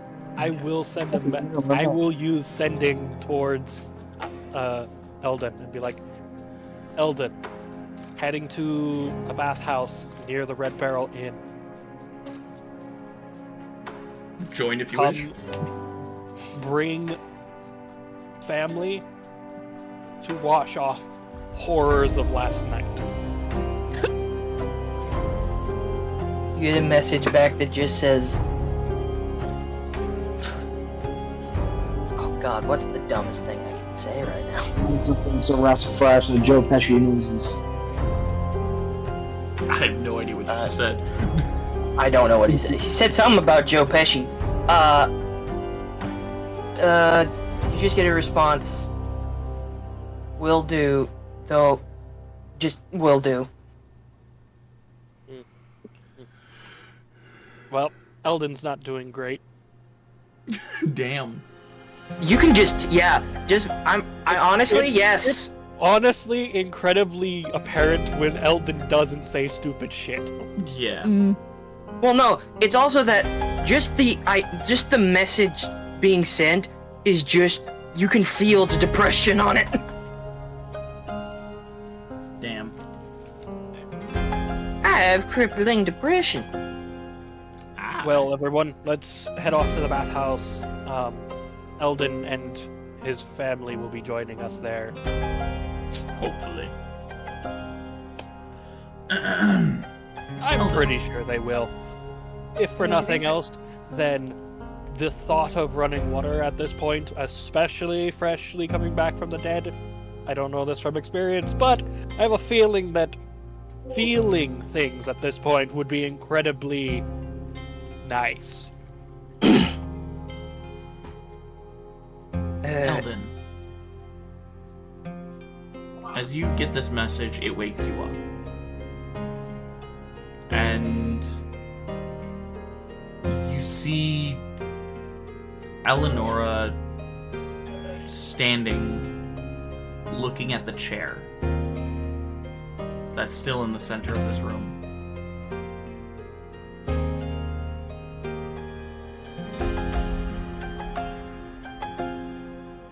I suppose that's twice you've saved my life now. I suppose. Is Marcus still in the room? He is. He's kind of clinging to her side right now.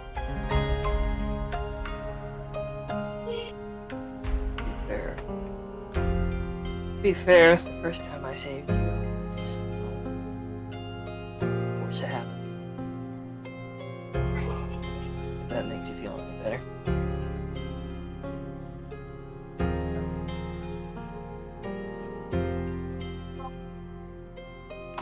Ellie.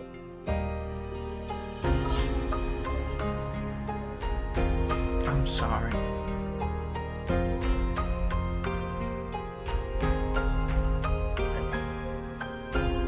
I was a fool. Eldon's silent. So many things. Eldon just silently stands up, walks over to his sister, and gives her the deepest hug he's given anyone in over 20 years. She hugs you back. I know. I was a fool. It's my fault. I couldn't keep my promise. I should have been there to protect you. But I only could stand up. You're kind of quiet, dude. Oh, sorry, I am being kind of quiet. Did you, what all did you hear, or did it all just get cut out? Yeah, it kind of all just got cut out. Okay. It's my fault, Eleanor. I should have been there. I should have tried harder. If I could have just talked to Dad, or tried talked with him. I could have just... I'm sorry. He wouldn't have listened to you, Ellie. No. Not now. Certainly not now.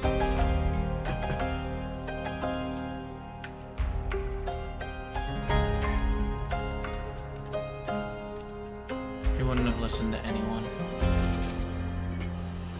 But himself. Hell, I would be surprised if he even listened to himself. I would be surprised if he even listened to himself. I know.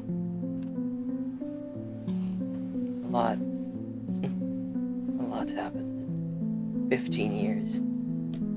I'm not exactly as nice as I used to be. She motions at herself. And you think I am?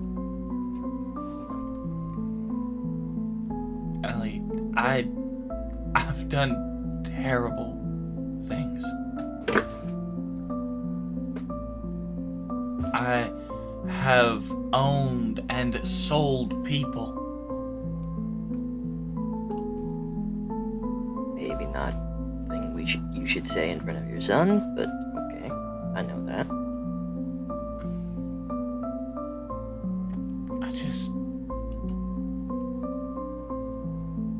I know. I did a lot of mean things too, back home. There's a good reason why I was given the code name Grim. But it doesn't matter.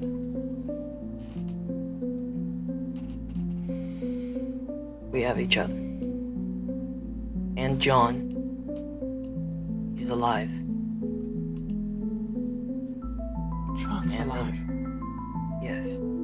He has a little family now, down in Teldrine. In Teldrine. Not far from here. Well, far from here. You get the idea. Yeah. I like the idea that, like, ever since we got the Twilight Raider, his sense of, like, distance has changed. Yeah. And Liviana is working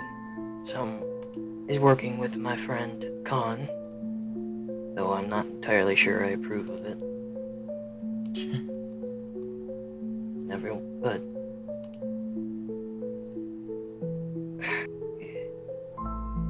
Now's not the time to review in the past. We need to look forward. And hopefully we can fix something. I don't know how. If I could tell you what's happened in the last 15 years, it wouldn't make sense even if I told you.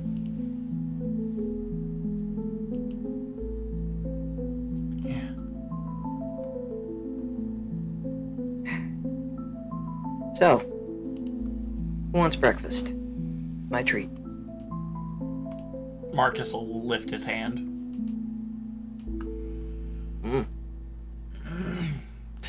Maybe I could go for a meal as well. I could go for a cinnamon roll. I mean, the Muffin No, Man. The Muffin Man is quite Exactly. great. Did you know that he started venturing off? Like, he's got new side businesses now. Really? As you talk about the Muffin Man journeying down the palace and sneaking past the guards, pretty easily, considering you have a child that can show them their own death. Yeah. I will say Marcus still has my hat. Nice. Oh, speaking of, actually, roll for the hat. Oh, yeah. I forget what... I haven't rolled for my hat in a long D100. time. D1 hundo. Where... That's a D... That's not a ting. This is a ting, though. Okay. First one. 10. 18. 18. A captain's cap embroidered with an anchor. It changes immediately in Marcus's hands. Whew. And I will say that while it's in his hands, it gets this starry, like, glittery, like... It's like... He gets this starry, kind of ethereal, glowing... Almost like glittery kind of a texture on the hat. He grabs your hand, Eldon, and he just says, "Look at me. Look at me. I am the captain now." Oh, you're the captain, huh? I am the Well, captain. you know what the captain needs? I pick him up and put him on my shoulders. A vessel. Captain needs a vessel. That's right. All right, Captain, point us the way. That way. And guards will come up to you while you're carrying the child, but he just looks them in the eyes. And some of them, he looks sad at them, and he's like, "I'm sorry." 2 years, 17 days from a stroke. 27 minutes. 15 years, but cancer. What? 15 years, but cancer. Oh, 2 years, 17 days from a stroke. Anyway, we make our way. I mean, we'll probably make our way to the showers eventually, but we'll eat first, It's okay. and then You guys are closer to the showers than the rest of the Nightmen are. and I also just think that, like, it's been 15 years. I feel like showering is kind of a private thing, even between siblings. So I'm just gonna wait until everyone else is done and then go take a shower. Okay. Because I want to be edgy by myself. Okay. Shower time is private time. If you guys arrive, so the rest of you who arrive at the baths, which will entail the entire party, along with Leopold, Aya, and Caladra, because I'm just assuming, you know, as you walk up, you see this rather young-looking halfling woman. And as you're looking at her, she kind of holds up a finger real quick as she's looking at it, at like a paper in front of her. She puts her finger down. "And may I help you?" Looking Yes. at you, Aya. We're adventurers in desperate need of cleaning ourselves. Oh, totally understandable. I totally get you. Please tell me she has really long acrylic nails. Acrylic nails were not created by We're this a time. group of They're just naturally really long and horrible. Yes. Well, no. There's, I mean, a, she's lot, a peasant, so... there's a lot of us. But we were told if we used our company name, we might be able to. What are we, a corporation? What's your company name? What's your adventurer group name? Go by the Nightmen. The Nightmen! The ones who saved the capital! Oh, you guys are dolls. So, I You hear that, everybody? I will give you the royal treatment. 1 electrum for every 5 people. It's actually fairly cheap. By the way, I'm still not here, am I? So I didn't... I'd say you'd be arriving here soon. Alright. I'm gonna say that, like, I left them to finish their breakfast and have a little air out some deep grievances between them. Just have some pure mother-son time while I go For take the a shower. first time in Marcus's life. Yes. And I will talk to Burke and the other Nightmen, because Aya has 1 electrum piece and 15 gold. He is poor in comparison to everyone. Yeah, I know for a fact Burke has plenty of electrum. as I walk. I got nothing. I can't even take my significant other to the bath. You just hear from the entrance, "Hey, Aya," and you see 5 electrum pieces tossed at you. On me. Did he say it out loud that he couldn't? Oh, he definitely. Yeah, he like mutters it under Louder his than he breath. meant to. Yeah. Definitely. Okay, I grab his hand and I go, that's not what matters. Eldon walks past you, slams the 5 electrum pieces down. Or not slams, just sets them down. Here you go, doll. And an extra just for you. Thank you. You're such a Winks. She's a rather elderly like halfling woman. Oh yeah. And then leans over to Galadra. I didn't realize Eldon's into gilfs. I'm into I think anybody this who's... might be a little libido. You just hear a whisper in your mind, Aya. I'm always watching. Oh god. Oh god. No. And nobody else hears it but you, Aya. But does his Trick of kiss the mark mind. glow? Yes. No. I... Note to self. Figure out how to separate that. You ain't never getting rid of me, baby. I am. A I'm wizard in your and I will subconscious find a way. forever. Oh god. Please no. Galadra, when I figure out how to go into brains, you're coming into mind to help me rid myself of some unwanted guests. Oh, don't be like that. No, Oh, you stop. know what Okay, you okay, did. this needs to stop. She I would hate notice this. the kiss mark We and be can like, make this sure. fun. If I only hate you this. loosen up Hey. a little. I hate You this. stay in the corner where you belong! He's saying this I'm aloud pretty at this sure- point. Oh, you're Don't cornering do me, it. Aya. I do like being cornered. Oh god. No. Stop. Hey, you asked for it. You brought him up. Oh. I have to play it. All about consent. Libido Oh, yeah, he is- all about consent. Oh, yeah. This is not He is a- consensual. He's a Um, power top and a power bottom. It does not matter what position you get him in. He'll play the part. Bad touch. It's not a bad touch. He's not gonna do it. He's just waiting for him to do it. Yeah. He's just Uh, hopeful. Hopeful in the head. I need so much soap in my mind. Mind bleach. Anyways, as you guys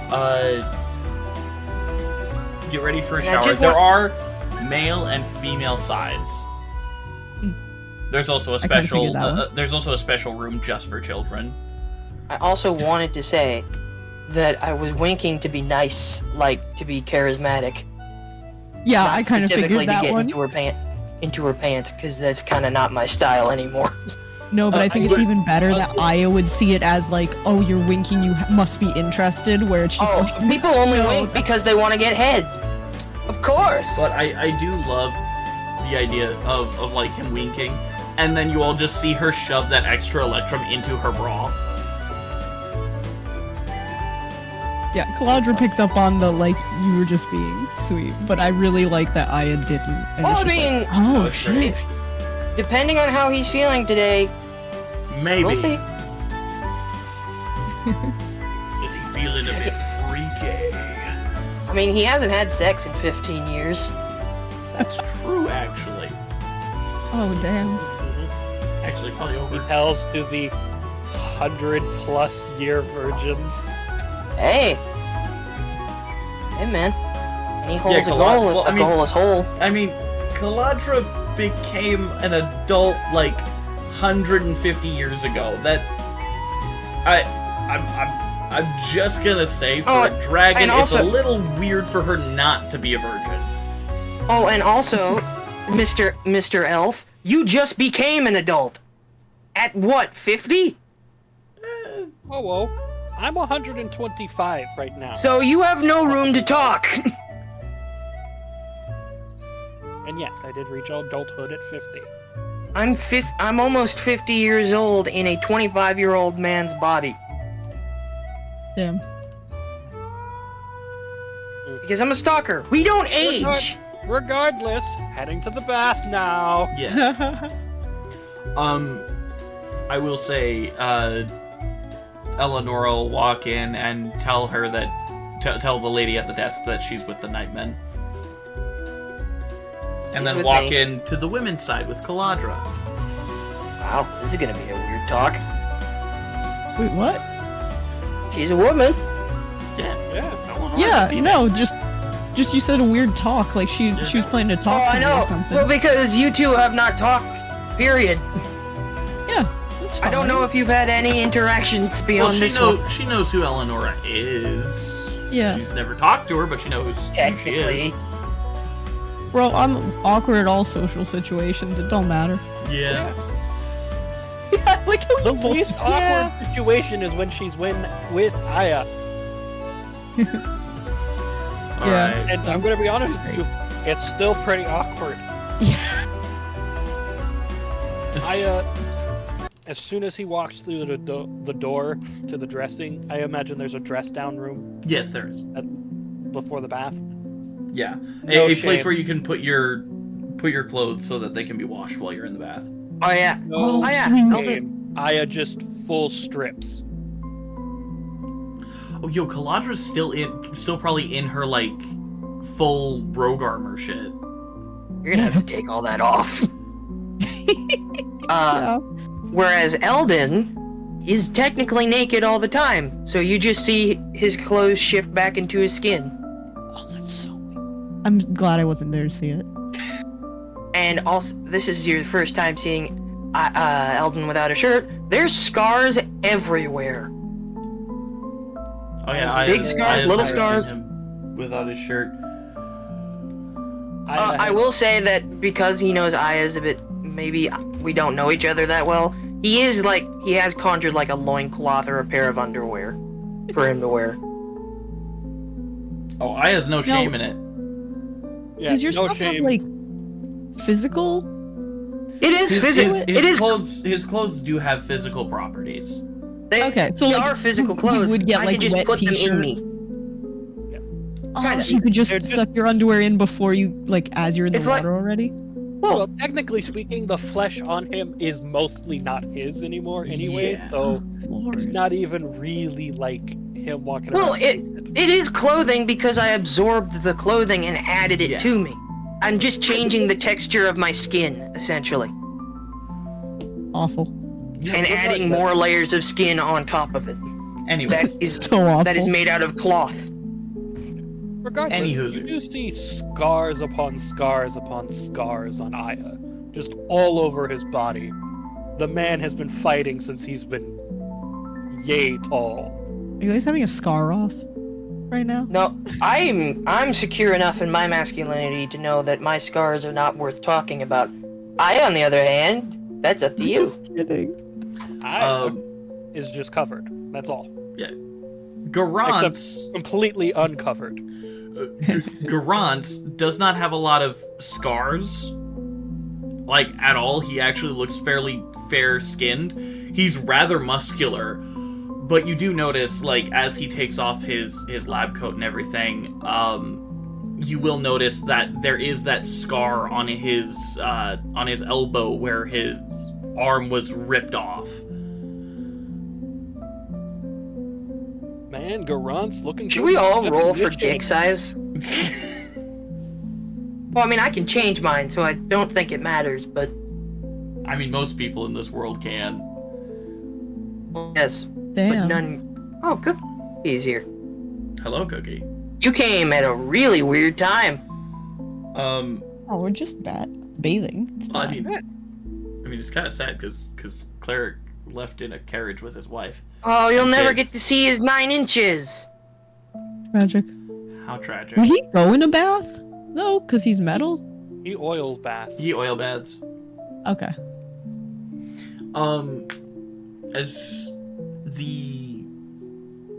As the male nightmen all head for the bath. Which is like all of them. Yeah, it is all of them. You know what? This place is kind of small. We should probably like take turns. No, let's all get in at the same time. Garant says it is rather normal for people in New York to bathe all at the same time. Actually, Yeah.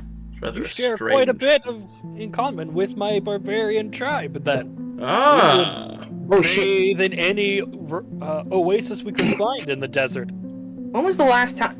Eldon hasn't bathed in 2 years. I hope Now you that I would think about it. obtain water before, like, obtain drinking water before bathing in it. If it's Well- all the same with you, I'll wait till there's not so many. We were careful to make sure that we didn't contaminate the water. Ah. So you bathed outside of the oasis, but with the Well, oasis water. We exfoliated with the desert sand and made sure that the water was there just to clean us off Ah. and cool us. I see. But we were practically clean by the time we jumped in. But, you know, cool water in a desert. Have you been to a desert before, Garance? I can't say I have. I grew up mainly in a dark space. The only desert I've ever seen is my love life. It's okay, Eldon. All parched land eventually receives rain. Oh, it's not that I haven't fucked. It's not that I haven't fucked. I've fucked, but I've only had 3 steady relationships my entire life. Really? You've had One when I- 3. Yes. Okay, fuck you, number 1. I'm going to be completely honest. Me and Kalandra just kind of made it official last night. Oh, you made it official, did you? Yes. Couldn't even wait. Couldn't even wait. How official we talking? I mean, they've We've finally put a label on it. We're together. Eldon is just realizing this is making Eldon miss Danica, and he no longer wishes to speak to you. Goron's kind of leans over to you. Yes. I remember when my darling and I made it official. God, we made it Tell, everywhere. Do tell. Oh, well, I will be honest with you. I'm a little surprised that everyone's so modest in this country. I mean, I'm so used to people, regardless of gender, just kind of bathing together. I don't. Yes, I mean, I'm used to male and female baths, but this is strange in that taking turns is normal. I don't know if that's necessarily true. I think that's just an Elden thing.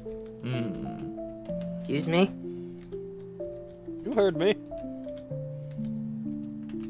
You know, the more you talk to me, the less I want to talk to you. Well, I'm sorry to hear that, because I really want to get to know you. Cool. I grew up a spoiled rich kid, and then I died in a house fire. How about you? I grew up in a loving home. And I then they usually all don't died. talk about I'm sorry, I don't usually talk about personal details while I'm bathing. It's actually fairly What else normal is there to do so. while bathing? Not in my country. Most people bathe by themselves or bathe with their families, but not with many other people.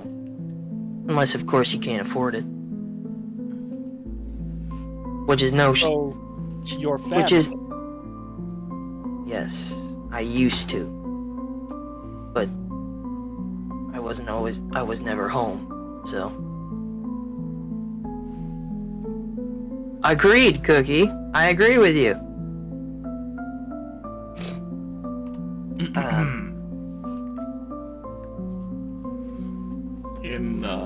In New York, it was fairly common to go to the public bathhouses. I mean, we Luconians don't much have a nuclear form of family. we still marry out of love, but as far as the children go, we're pretty hands-off.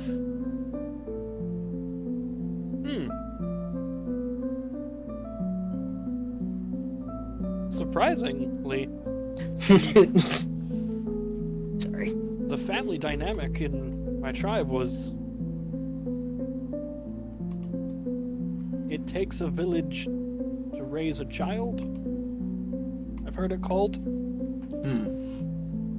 So everyone was responsible for the children. Sounds like a very nice community. What happened to it?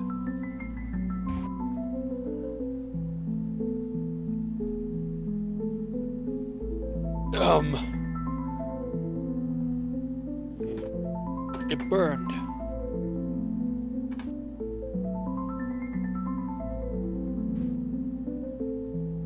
I'm sorry. It's okay. Well, It's good to remember where you come from. I mean, That's a lesson my dad never learned. it Takes a village to raise a kid. It took a village to raise him. if it makes you feel any better, my home may be gone now. I'm going to be completely honest with you, Garance. I hope that your home is not gone and you can return to it. Because nothing would make me more sad than other people experiencing the same thing that I had to. Even if I could make it back, I'm not sure I would want to.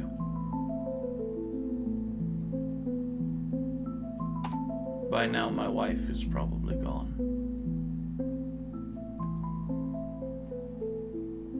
She... Sorry. I know something about that. She, My condolences. She had a decently rare genetic disease. In fact, that's why Connie and I have been studying magic the way we have. In an attempt to try and Find a cure cure. the disease. Well, if there's anything that I can do to help with your studies of magic, let me know. If I ever get back to the Skilled Throne, I can hook you up with the Van Helfosts. They were always good at magic. Some of the best scientists I knew. Well, My condolences. I know what it's like to lose your home. Though probably not the way either of you know it. according to the person that Connie met, our home was destroyed by dragons. So, which, mind you, even though we have legends of, they weren't real in our world. Sorry, on our mountain. Sometimes wish dragons weren't real. I'm going to say I'm glad dragons are real for one very specific fact. You don't have to say it out loud. Caladra is a dragon. Don't tell, what's his... I'm so sorry, Riley, but I completely forgot what's the lizard guy's name? His name's Advin. Advin. I'm so sorry, Riley. He's not even here. I know, but I know he's probably watching or will watch it later, and I want to apologize. Don't tell Advin, but I fought the son of Dravine. A dragon. Advin's in the bath with you guys. Well, yeah, Well, I guess that cat's out of the bag. And also, you guys have literally fought a son of Dravine and killed him. Well, yeah, but none of you have ever made a nemesis out of one. That's true.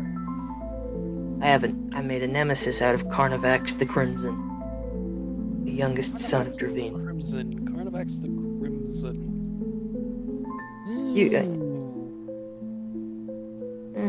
I wouldn't be surprised if you didn't know him. He liked to erase his names out of the books just to make it harder for people to find him. I mean, out of character, you could do a history check. 19 history check? Okay. Carnivax the Crimson. He liked to remain in the shadows, but was the cause of actually quite a few draconic uprisings. Luxenarn is they are not adverse to keeping slaves. And even though it's sad to say, considering they're such a sophisticated society and have been for years, they have quite a few dragonborn slaves, like Dracon, in their holds, as slaves. And Carnivax is hailed as being one of the less liked of the dragons, considering he keeps instigating uprisings within their slaves' ranks. You know, Even though he's an evilly aligned dragon, because usually he burns down orphanages and eats people. And tried to cause a civil war on the Scale Throne. He has caused the death of many, many, but I do hope that eventually I can convince Luxenarn to stop having slaves. When did we talk about slaves? You have that. Well, unfortunately, I don't know if many know about this. Luxenarn does have a fairly large population of Dracon slaves. And Would I have known that? No, you would not. It's a very well kept secret, like most of Luxenarn. And unfortunately, no matter how much the newer generation keeps appealing to the older one to release them, the older generation still outnumbers the newer one. We've failed every time.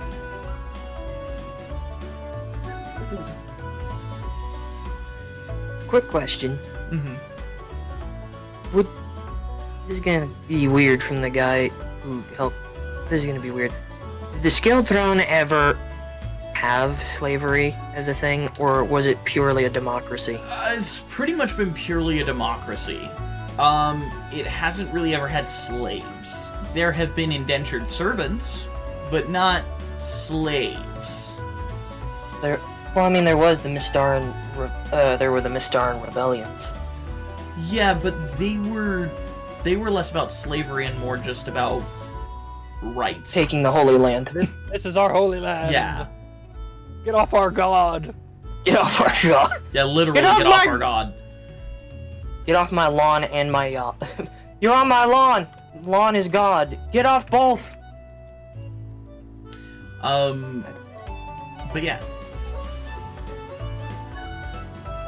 So, And I tried to fight for the Mistaran's rights back home.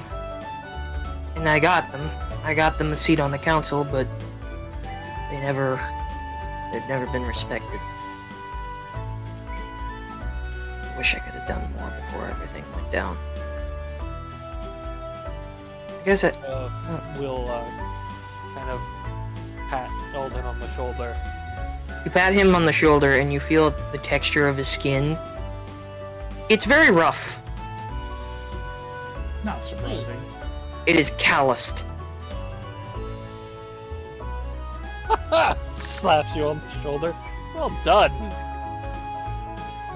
You You slap him, it takes him a second to register. Did you touch me? I was Like just he's- admiring how The joke is that he's so callous that he barely feels anything. I got it. Sorry. Yeah. I appreciate it. Well, let's wash up. Okay. Kaladra, is there any roleplay you want to do with Eldon's sister while you two are bathing, or do you just want to sit there? Yeah, to be honest, just chilling. If she has anything she wants to, like, I'm not against talking to her. I just Right. Just don't have not- anything in particular. Yeah. No, I feel that. Yeah. Yeah, so your guys' baths go off without a hitch.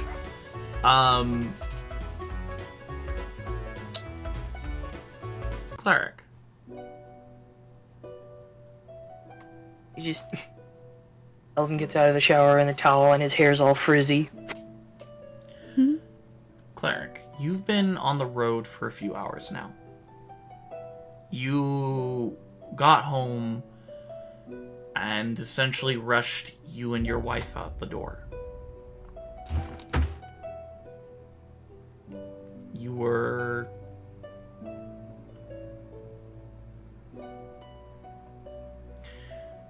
I'll just say it, you were running. You're done with this life.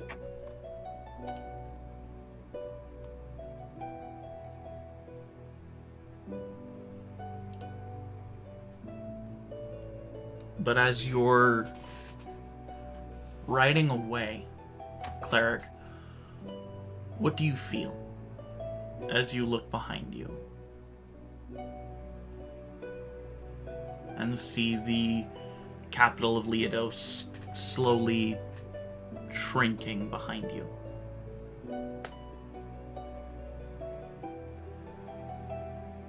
You might be muted too, so. I don't see the mute thing. Well, but he can mute his mic Oh, rather than the Discord mute. Oh, wait, hold on. Oh, God damn it! Hi, can you hear me? Yes, we can hear No. you now. You know.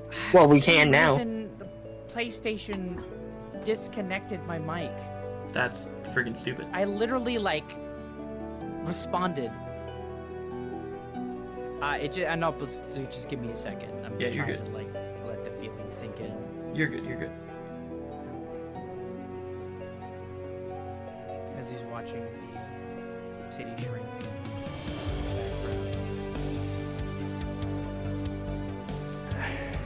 He feels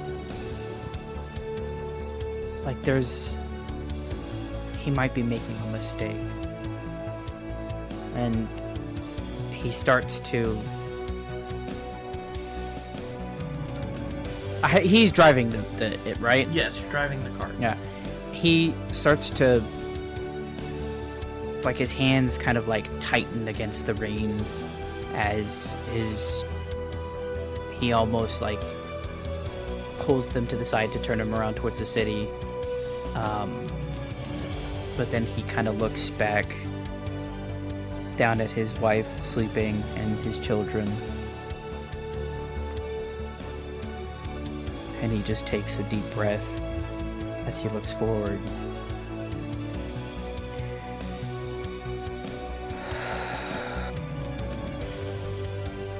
As the sigh escapes your lips, Cleric,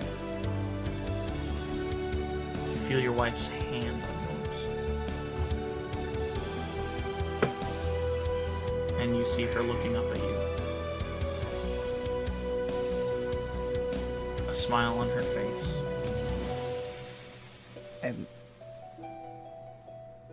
Cleric. Yeah. I know.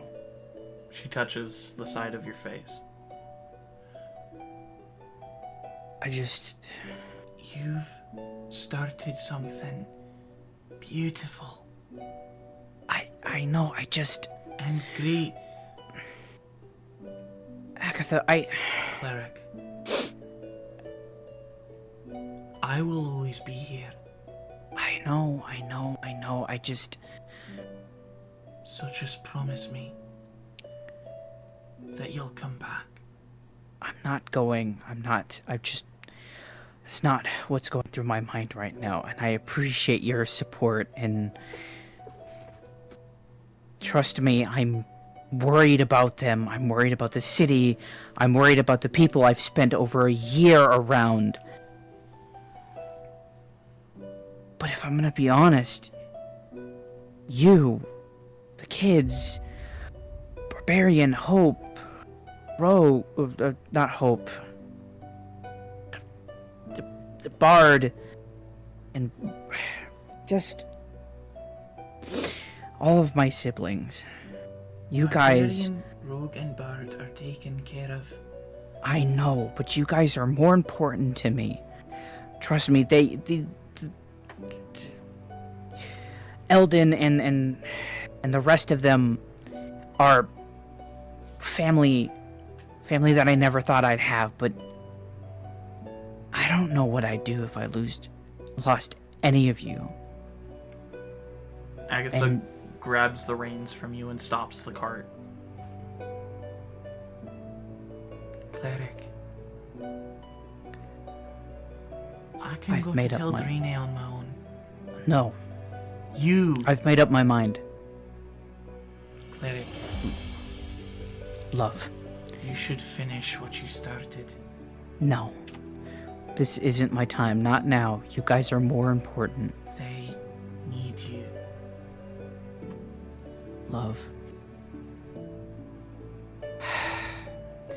As much as it hurts to leave, I can't. I can't go back. I've made my decision already. Long before I had left. I cannot. And I really, really appreciate you being supportive, but it doesn't matter how much you're gonna try to talk me out of this. You're my world, and so are those children. Then love.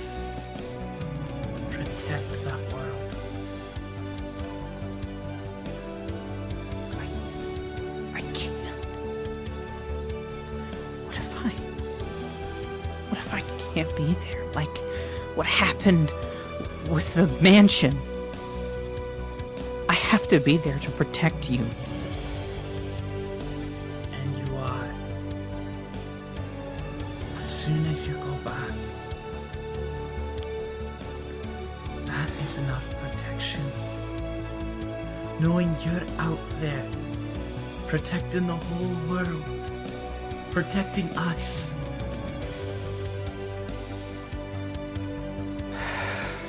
That's all we need. She You really holds want your me to do face. this, don't you? She holds your face and puts her forehead against yours. Go. I'm gonna look up at this guy, and I'm gonna point a very stern finger. Dad, if anything happens to them, to my babies, to my wife, to my siblings, I'm gonna come up there and I'm gonna beat your ass myself. Watch over them, please. You see the clouds. You feel like it could maybe be a trick or an imagination, but it feels like the clouds form a hand in an OK symbol. All I wanted was your dad to come down. I thought the sheet was As he gives his wife a passionate kiss and then gives a smooch on his kids' foreheads, and he gets out of the cart and he just does like a little stretch. He's like, "This is gonna be a long run." Be careful on your way back, love. I'm giving you a kiss, by the way. You don't have lips. You He can give a kiss. You know I'm gonna be safe. He can kiss And his if, wife just like Caladrin. If I don't make it back, don't marry a farmer man. A farmer Marry man somebody. could never measure up to you.